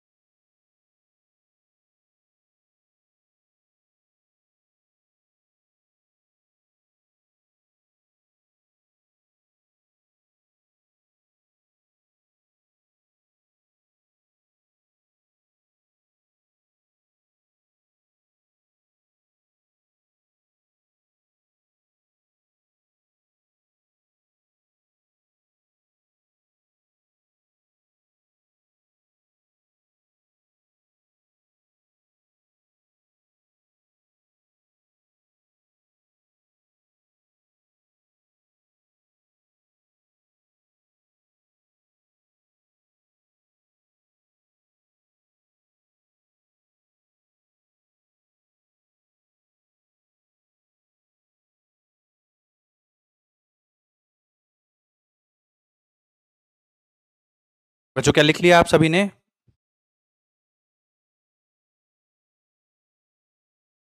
लिखिए बच्चों, फिर एक इंपॉर्टेंट पॉइंट लिखवाना है।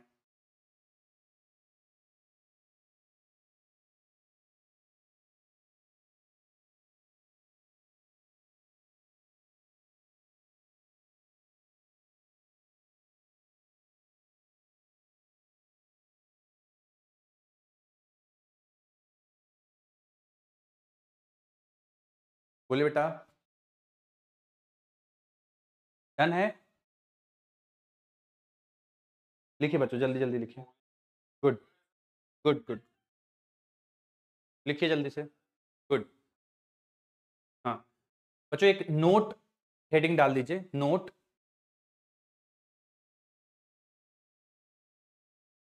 हाँ बेटा, हेलो के आगे बोलिए कुछ। नोट करके लिखिए हेडिंग।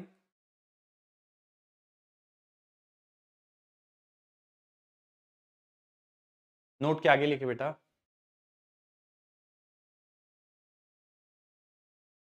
जिस एक्सिस से एंगल दिया हो, नोट करके लिखिए बच्चों, जिस एक्सिस से एंगल दिया हो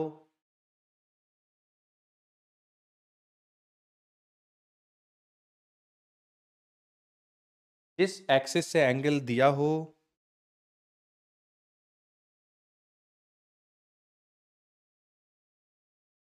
उसके अलोंग कंपोनेंट कॉस का आएगा। जिस एक्सिस से एंगल दिया हो उसके अलोंग कंपोनेंट कॉस से आएगा।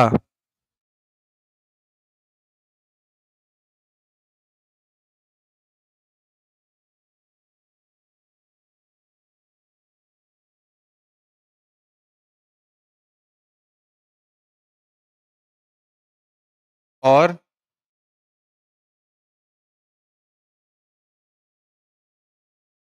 और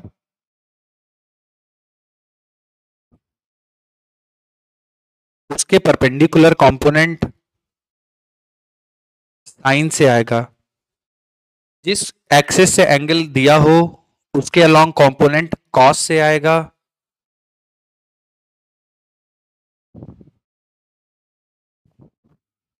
उसके परपेंडिकुलर कंपोनेंट साइन से आएगा। उसके परपेंडिकुलर कंपोनेंट साइन से आएगा। बोलिए।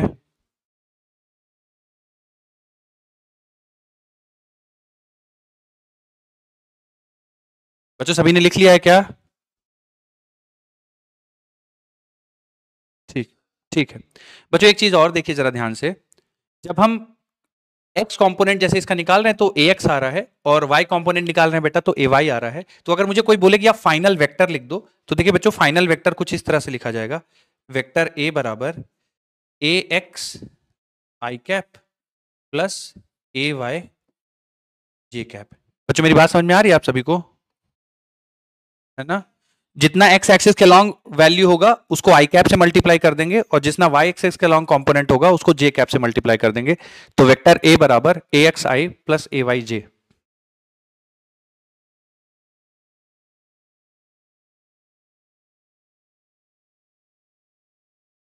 ठीक। बच्चों मैं आपको एक चार्ट दे रहा हूं, ठीक है? उस चार्ट को आपको कंप्लीट करना है। बहुत आसान आसान से है बच्चों, सारे लोग अपने नोटबुक में लिख लो। इस पहले वाले के लिए x कंपोनेंट y कंपोनेंट, दूसरे वाले के लिए बेटा x कंपोनेंट y कंपोनेंट। आसान आसान से फटाफट से आप लिख लो, फिर हम लोग डिस्कशन कर लेंगे।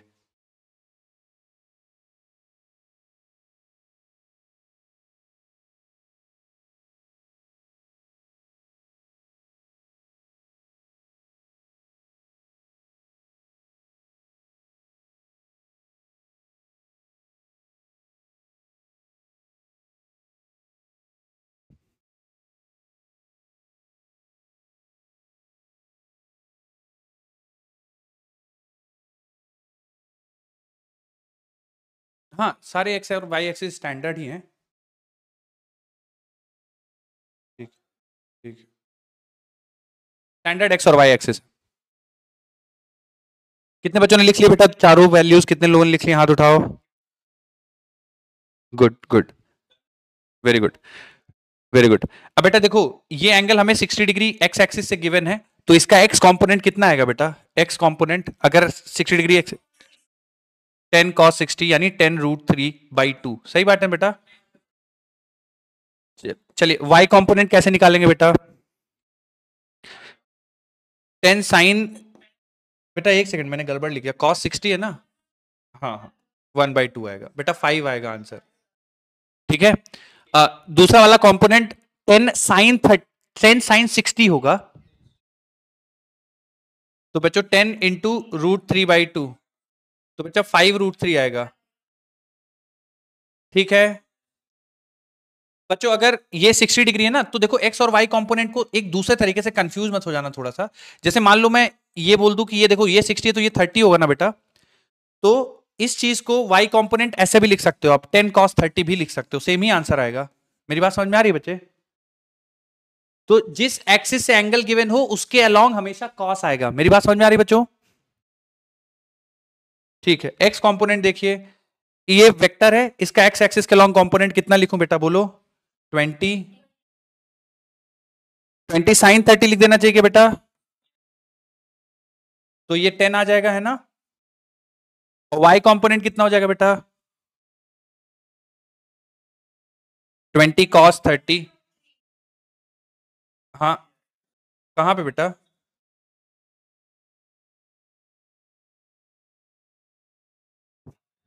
हाँ हाँ, मतलब अगर तुम इसको 60 मान लो, तो ये इसके अलोंग 20 cos 60 आएगा। ठीक है, और y के अलोंग कितना हो जाएगा? 20 sin 60 हो जाएगा। मेरी बात समझ में आ रही है? हाँ, तो दोनों तरीके से कर सकते हो। ठीक है, कितने बच्चों के चारों वैल्यूज सही थे? एक बार हाथ उठा दो, कितने बच्चों के चारों वैल्यूज सही थे? गुड गुड बच्चों, ये सीखते चलो है ना, बहुत इंपॉर्टेंट है। आसान आसान चीजें हैं लेकिन बहुत ज्यादा यूजफुल है, फिर तुम्हें आगे स्ट्रगल नहीं होना चाहिए। एक्स कंपोनेंट वाई कंपोनेंट दोनों के केस में।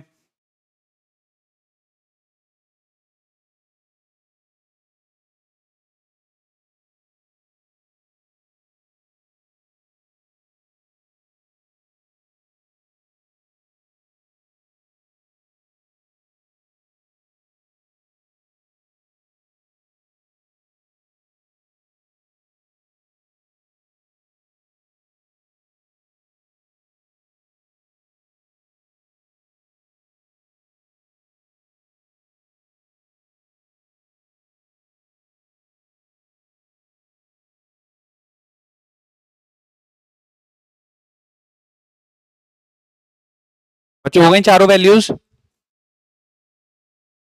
गुड।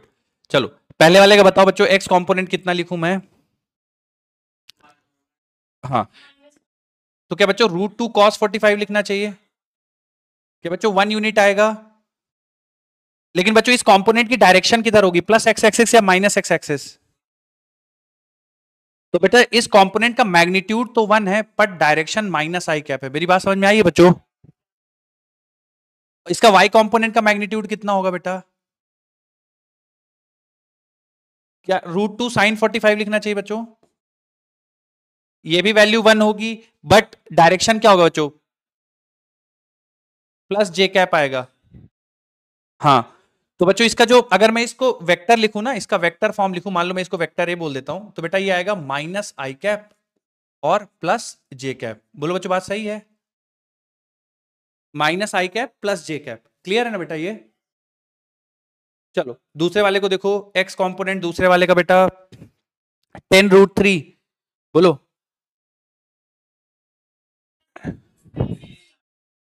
10√3 sin 60 एक्स कंपोनेंट हो जाएगा 10√3 sin 60, तो क्या बेटा sin 60 √3/2 लिख देंगे, तो बेटा 30/2 क्या 15 आ जाएगा? और इसका कंपोनेंट बच्चों डायरेक्शन क्या बैकवर्ड्स होगा? 15 माइनस आई कैप। और बच्चा इसका जे कंपोनेंट यानी वाई कंपोनेंट 10√3 cos 60, बच्चों सही लिख रहा हूं ना? तो ये 5√3 आ जाएगा, बहुत बढ़िया बेटा। और डायरेक्शन क्या रहेगी बेटा? माइनस जे कैप। ठीक है, ये डायरेक्शन हो जाएगी, तो 5√3 माइनस जे कैप। बच्चों अगर इसका वेक्टर फॉर्म लिखूंगा तो कैसे लिखूंगा, बोल दो एक बार वेक्टर फॉर्म। -15 आई कैप, बच्चों बच्चों सबको क्लियर है ना ये डिस्कशन? ठीक है, नोट कर लीजिए बच्चों। फिर एक सवाल देता हूं, क्या बच्चों कंपोनेंट्स ऑफ वेक्टर आप ले सकते हो अब? ठीक है,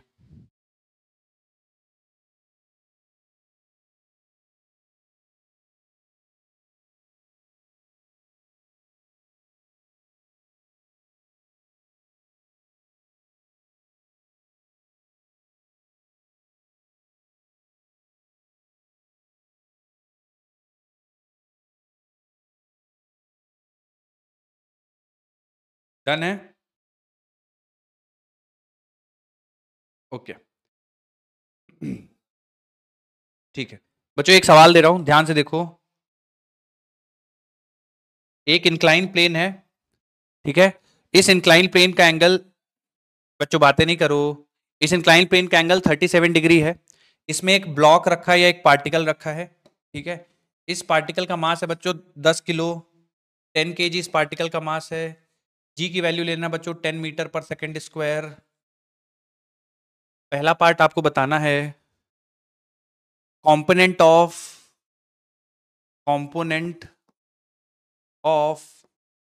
mg along inclined plane। दूसरा पार्ट बच्चों आपको बताना है component of mg perpendicular to incline. बच्चों mg के आपको कंपोनेंट्स बताने हैं अलोंग द इंक्लाइन और perpendicular to the incline. Values मैं आपको दे देता हूं।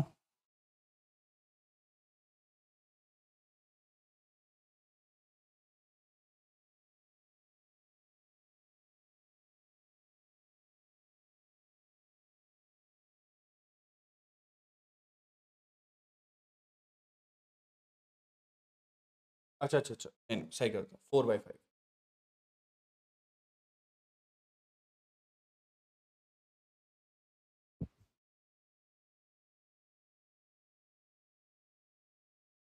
बच्चों जिनका हो जाए वो मुझे बता देना सर, डन है। ठीक है, गुड गुड। बच्चों ये ग्रेविटेशनल फोर्स चूंकि मैंने अभी बताया नहीं, तो मैं ऐसा, वैसे तो शायद पता होगा आप में से ज़्यादातर बच्चों को कि आपको परपेंडिकुलरली डाउनवर्ड्स ही कंसीडर करना है ग्रेविटेशनल फोर्स को। ठीक है बच्चों, ठीक है, एम जी परपेंडिकुलरली डाउनवर्ड्स। अब इसका कंपोनेंट लेना है बेटा आपको अलोंग इंक्लाइन और परपेंडिकुलर टू द इंक्लाइन।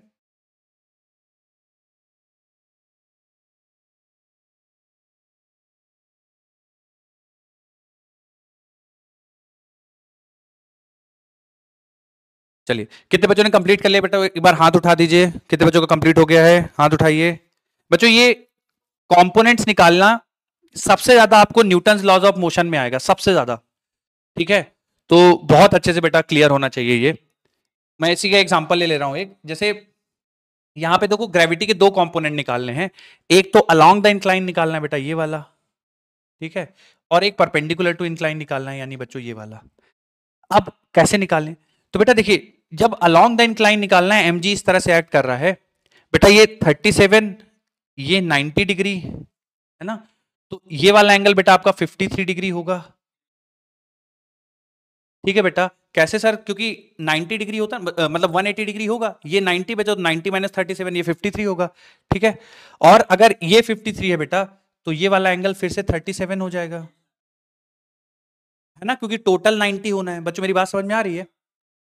तो अब mg का बच्चों ये वाला कंपोनेंट, ये mg है, उसके साथ ये एंगल 37 गिवन है, तो mg का कंपोनेंट इस एक्सिस के अलोंग बेटा ये mg cos 37 होगा क्या? क्योंकि उस एक्सिस के अलोंग कंपोनेंट ले रहे हैं जहां से एंगल पता है, इसलिए बेटा cos लिख रहे हैं। मेरी बात समझ में आई है सबको? इस फोर्स का कंपोनेंट इंक्लाइन के अलोंग बेटा mg sin 37 आएगा। क्यों सर? क्योंकि जिस इधर कॉस है तो उसके परपेंडिकुलर एक्सिस ये है, तो जिससे एंगल गिवन हो उस एक्सिस के अलोंग कॉस आता है, उसके परपेंडिकुलर एक्सिस के अलोंग क्या आता है बेटा? साइन। तो mg sin 37। तो बच्चों ये वाले पहले वाले का आंसर आएगा component of mg along incline, ये आएगा बच्चों mg sin 37। अगर हम लोग सारी वैल्यूज रख दें, m है 10, g है 10, sin 37 3/5, 5 2, कितना आ जाएगा बच्चों आंसर? 60 न्यूटन आएगा क्या? परपेंडिकुलर टू इंक्लाइन तो बच्चा mg cos 37, तो m है बच्चों 10, g है बच्चों 10, cos 37 मतलब 4/5। क्या बच्चों ये आंसर 80 आ जाएगा? कितने बच्चों के दोनों हिस्से सही थे? Very good. क्या बच्चों कंपोनेंट लेना आया है? बहुत बच्चों इंपॉर्टेंट है, प्लीज इसको ध्यान रखिए।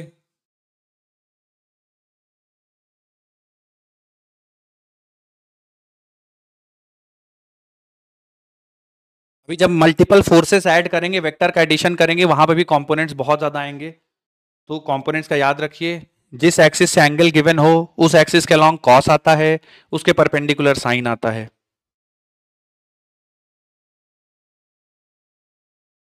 चलो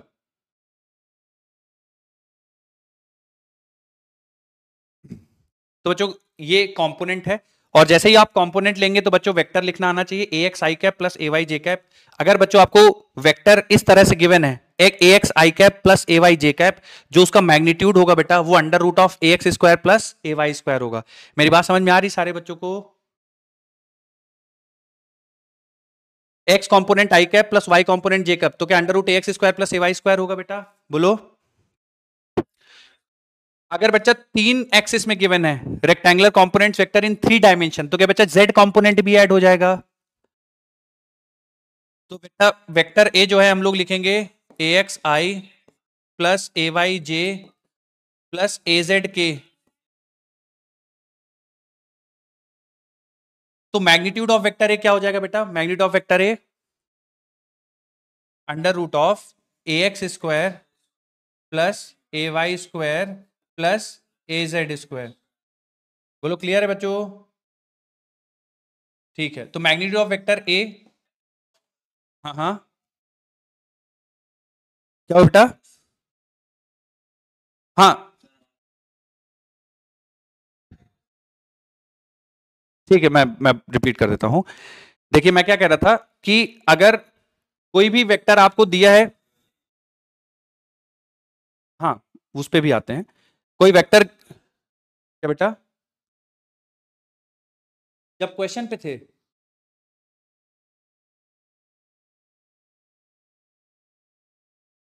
हाँ हाँ हाँ हाँ, तो इसके इसके परपेंडिकुलर mg cos 37 आएगा, along the incline mg sin 37 होगा, तो mg sin 37 along the incline रख देंगे, और perpendicular to incline mg cos 37 आ जाएगा। ठीक है, हाँ हाँ।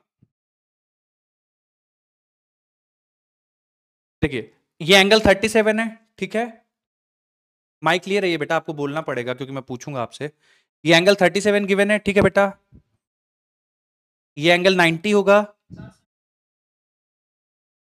तो बेटा अगर ये 37 है, ये 90 है, तो बेटा ये एंगल कितना होगा फिर? 53। कैसे पता बेटा कि ये, चूंकि तीनों का सम 180 होता है, ये 90 अकेला है, तो 90 में से 37 घटाएंगे तो ये वाला एंगल आएगा। बोलो। और फिर ये टोटल बेटा 90 होता है, ये पूरी चीज 90 है, क्योंकि इसके परपेंडिकुलर ऐसा हम लोगों ने कंपोनेंट लिया है ना, तो ये पूरा एंगल 90 डिग्री है। ठीक है, तो अब ये अगर पूरा एंगल 90 है बेटा, ये 53 है, तो क्या फिर से ये 37 हो जाएगा 90 माइनस 53? बोलो। तो ये वाला एंगल गिवन है और मुझे इसके अलोंग कंपोनेंट लेना है, तो जरा बताना मुझे, जिस एक्सिस से एंगल गिवन हो उस एक्सिस के अलोंग कंपोनेंट लेते हैं तो क्या आता है, कॉस या साइन? Very good. तो क्या बेटा हम लोगों ने वही लिख दिया है, perpendicular to incline mg cos 37। देखो perpendicular to incline mg cos 37 और कंपोनेंट अलोंग इंक्लाइन बेटा, तो जब जिस एक्सिस से एंगल गिवन हो उसके परपेंडिकुलर एक्सिस के अलोंग कंपोनेंट लेते हैं तो क्या आता है बेटा? साइन। तो देखिए जरा, अलोंग द इंक्लाइन क्या बेटा, mg sin 37 लिखा हुआ है, बस यही है। ठीक बच्चों ये देखिए, अगर 3 कंपोनेंट्स पता हो, बस इसमें एक ही चीज याद रखना है, अभी आगे तो और भी थोड़ी चीजें मैं समझाऊंगा, आज के लिए बच्चों इतना ध्यान रखो कि अगर एक vector A X I plus A Y J plus A Z के गिवन है तो उसका जो मैग्नीट्यूड होगा बेटा वो under root of A X square plus A Y square plus A Z square होगा। लिख लीजिए बच्चों, इसको लिख लिया है तो मुझे बता दो, मैं सवाल कराऊं फिर। ठीक है, magnitude of vector A will be under root of A X square plus A Y square plus A Z square.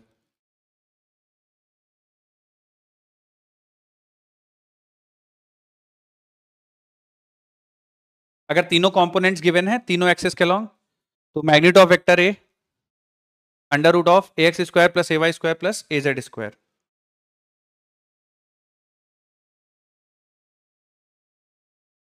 चलो बच्चों एक सवाल देखो बहुत आसान। वेक्टर पी गिवन है, इट्स मैग्नीट्यूड एंड वाला हिस्सा कुछ नहीं है, केवल मैग्नीट्यूड निकाल के बताओ बेटा। If P is 3i plus 4j plus 12k, then find the magnitude of p. Good, बढ़िया बच्चों, ठीक है।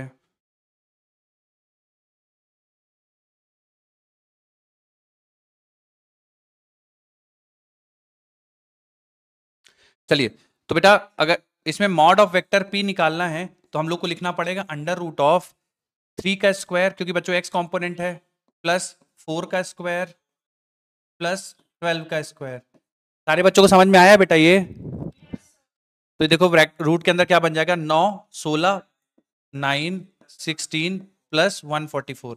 बट हाँ सारी चीजें जोड़ देंगे बच्चों 169 हो जाएगा ना, ये 13। तो बच्चा इसका मैग्नीट्यूड 13 आएगा। क्लियर है सबको? चलिए ठीक है, तो बच्चों आज काफी कुछ डिस्कशन हो गया। अरे क्या नहीं तुम लोग का बनता है यार, बीच बीच में बोलते रहते हो। तुम लोग को इतना तो एक एडिकेट होना चाहिए। पहली बार पढ़ने आओगे क्लास में, जब टीचर बोलता है तो नहीं बोलते यार, कोई बोलता है तुम लोग बीच बीच में उछलने लगते हो। ये थोड़ा बच्चों मैनर सीखिए आप थोड़ा सा तो, कि कोई बोल रहा है तो बीच में नहीं बोलना है, कोई टीचर कुछ समझा रहा है तो नहीं वो करते हैं। हाँ क्या बोल रहे थे, क्या समस्या हो गई थी? ऐसा नहीं करो बच्चों, मैं तुम लोग को इतने उससे करता रहता हूँ, समझाता हूँ, तो थोड़ा सा तुम लोग भी जिम्मेदारी समझो, है ना। खैर बच्चों आज हम लोगों ने कंप्लीट कर लिया काफी सारी चीजें, रेजोल्यूशन ऑफ वेक्टर। होमवर्क अब मुझे बता दो कि डीपीपी के क्या हाल चाल है। क्या डीपीपी यूनिट एंड डायमेंशन की हम लोगों ने सारी डिस्कशन कर ली है बेटा?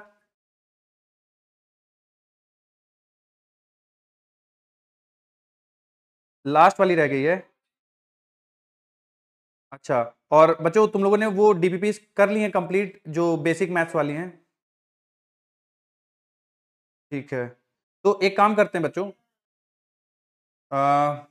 डीपीपी नंबर, हाँ बोलिए। हाँ पूछिए, क्या नहीं क्लियर हुआ? ये मत कहिएगा रिपीट प्लीज, क्योंकि रिपीशन में बहुत टाइम लग जाएगा। आपको क्या नहीं समझ में आया पूछ लीजिए। हम्म हम्म,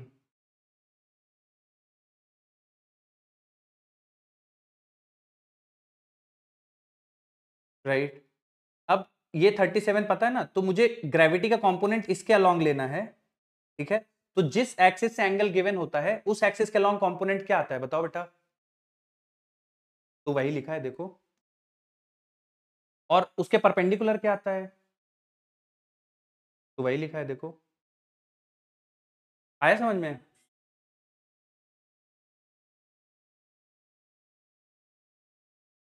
राइट, ये कंपोनेंट है और ये भी कंपोनेंट है, ठीक है। बच्चों डीपीपी नंबर 6 जल्दी से आ जाओ, कर लेते हैं डिस्कशन, है ना, समय थोड़ा सा है हम लोग के पास। क्वेश्चन नंबर 1 हो गया बच्चों, डीपीपी नंबर 6। हाँ सॉरी, डीपीपी नंबर 7 में है हम लोग। हाँ डीपीपी नंबर, हाँ एक एक करके आते हैं। डीपीपी नंबर 1 का फर्स्ट क्वेश्चन हो गया क्या बच्चों सबको? सेकंड, थर्ड,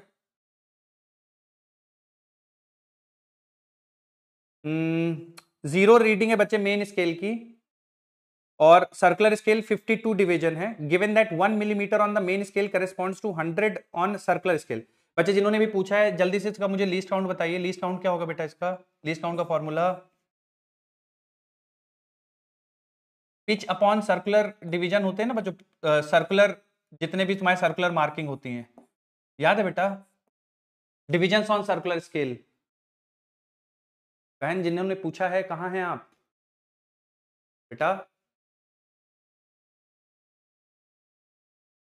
तो 1 मिलीमीटर, बच्चों जो पूछते हैं ना प्लीज माइक होल्ड करके रखिए फिर, क्योंकि मैं भी आपसे पूछूंगा ना कहाँ पे डाउट है आपको। तो 1 मिलीमीटर डिवाइड बाई 100, तो बच्चों ये 0.01 हो जाएगा, 0.01 mm। ये आपकी लीस्ट काउंट हो जाएगी। और 52 डिविजन है ना बेटा, और मेन स्केल की रीडिंग कुछ नहीं है, तो 52 इंटू 0.01 यानी 0.52 mm ये रीडिंग हो जाएगी। ठीक है, तो 0.052 सेंटीमीटर, ये मिलीमीटर में बेटा, तो इसको 0.052 सेंटीमीटर कह सकते हैं। जिनका डाउट था क्लियर है क्या बेटा? अब अगला सवाल तीसरा हो गया बच्चों, सबसे तीसरा, चौथा, पांचवा, छठवां, वेरी गुड, सातवां, ठीक है बच्चों। सेवेंथ थोड़ा अच्छा सवाल है,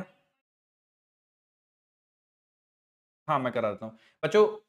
सातवां सवाल अच्छा है, जिन लोगों ने अभी तक डीपीपी नहीं अटेम्प्ट की है बेटा सातवां सवाल जरूर करिएगा, अच्छा कॉन्सेप्चुअल सवाल है। देखिए सातवें सवाल में बोला गया है diagram below shows part of micrometer screw gauge, what is the reading. तो बेटा मेन स्केल में देखिए, थोड़ा सा मेन स्केल में ध्यान रखिए।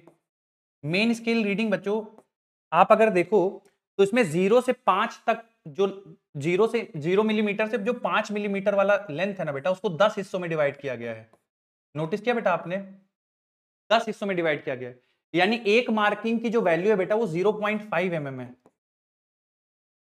मेरी बात समझ में आ रही है बच्चों? मेन स्केल में, तो मेन स्केल में 0 से 5 mm को 10 हिस्सों में, तो एक सेगमेंट का 0.5 है। अब मेन स्केल में देखो बच्चों, 5 के बाद मेन स्केल में ऐसा है, ये 5 है ना, उसके बाद एक और है, और उसके बाद फिर सर्कुलर स्केल शुरू हो रहा है, यानी 5, और ये बेटा 5.5।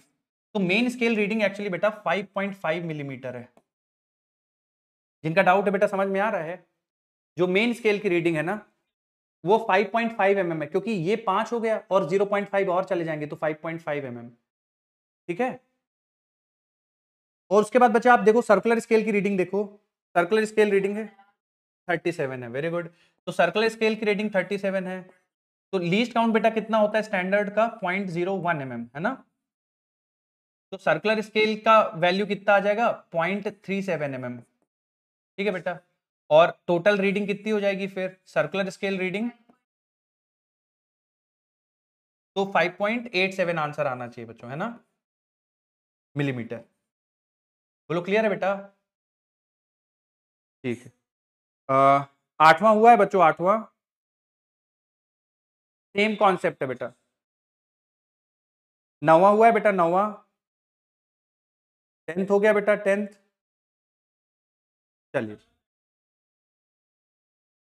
बैकलैश एरर, अब ये जैसे बच्चे मीनिंग में आपको उसमें दिया हुआ है कॉलम 2 में, ड्यू टू लूज फिटिंग, तो जैसे आप बार बार स्क्रू गेज को यूज करते हैं ना, तो उसमें जो स्क्रूज होते हैं वो लूज हो जाते हैं, उससे बैकलैश एरर आता है। ठीक है, तो बच्चों कहने का मतलब ये है कि हर टेक्निकल टर्म का आपको जैसे अंदाजा नहीं है, तो जीरो एरर बाकी 3 आप सॉल्व कर लो, और दूसरा जो बैकलैश एरर है वो ड्यू टू लूज फिटिंग्स आ जाएगा। एक सेकंड बच्चे मैं थोड़ा बता दूं इसको।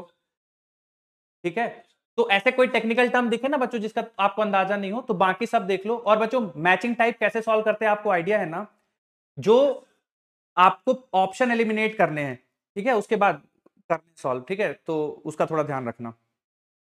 चलो चलो बच्चों, आज के लिए बस इतना ही। मैथमेटिकल टूल की डीपीपी कर लेना बच्चों, कल डिस्कशन करूंगा। ठीक है, थैंक यू बच्चों, थैंक यू सो मच। अरे मैं तुम लोग के लिए कुछ लिख के लाया था यार, बाय बाय, मैं कुछ लिख के लाया था बच्चों तुम लोग के लिए। हाँ हाँ, लव यू बेटा। अरे हाँ, लव यू बेटा, बाय बाय। हाँ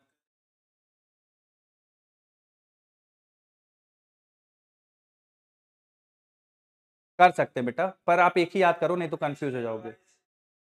चल, मैं कह रहा हूं बेटा कर सकते हैं पर आप एक ही करो नहीं तो कंफ्यूज हो जाओगे, है ना। या तो टेल टू टेल का याद रखो या तो हेड टू हेड का। मेरी बात समझ में आई आपको?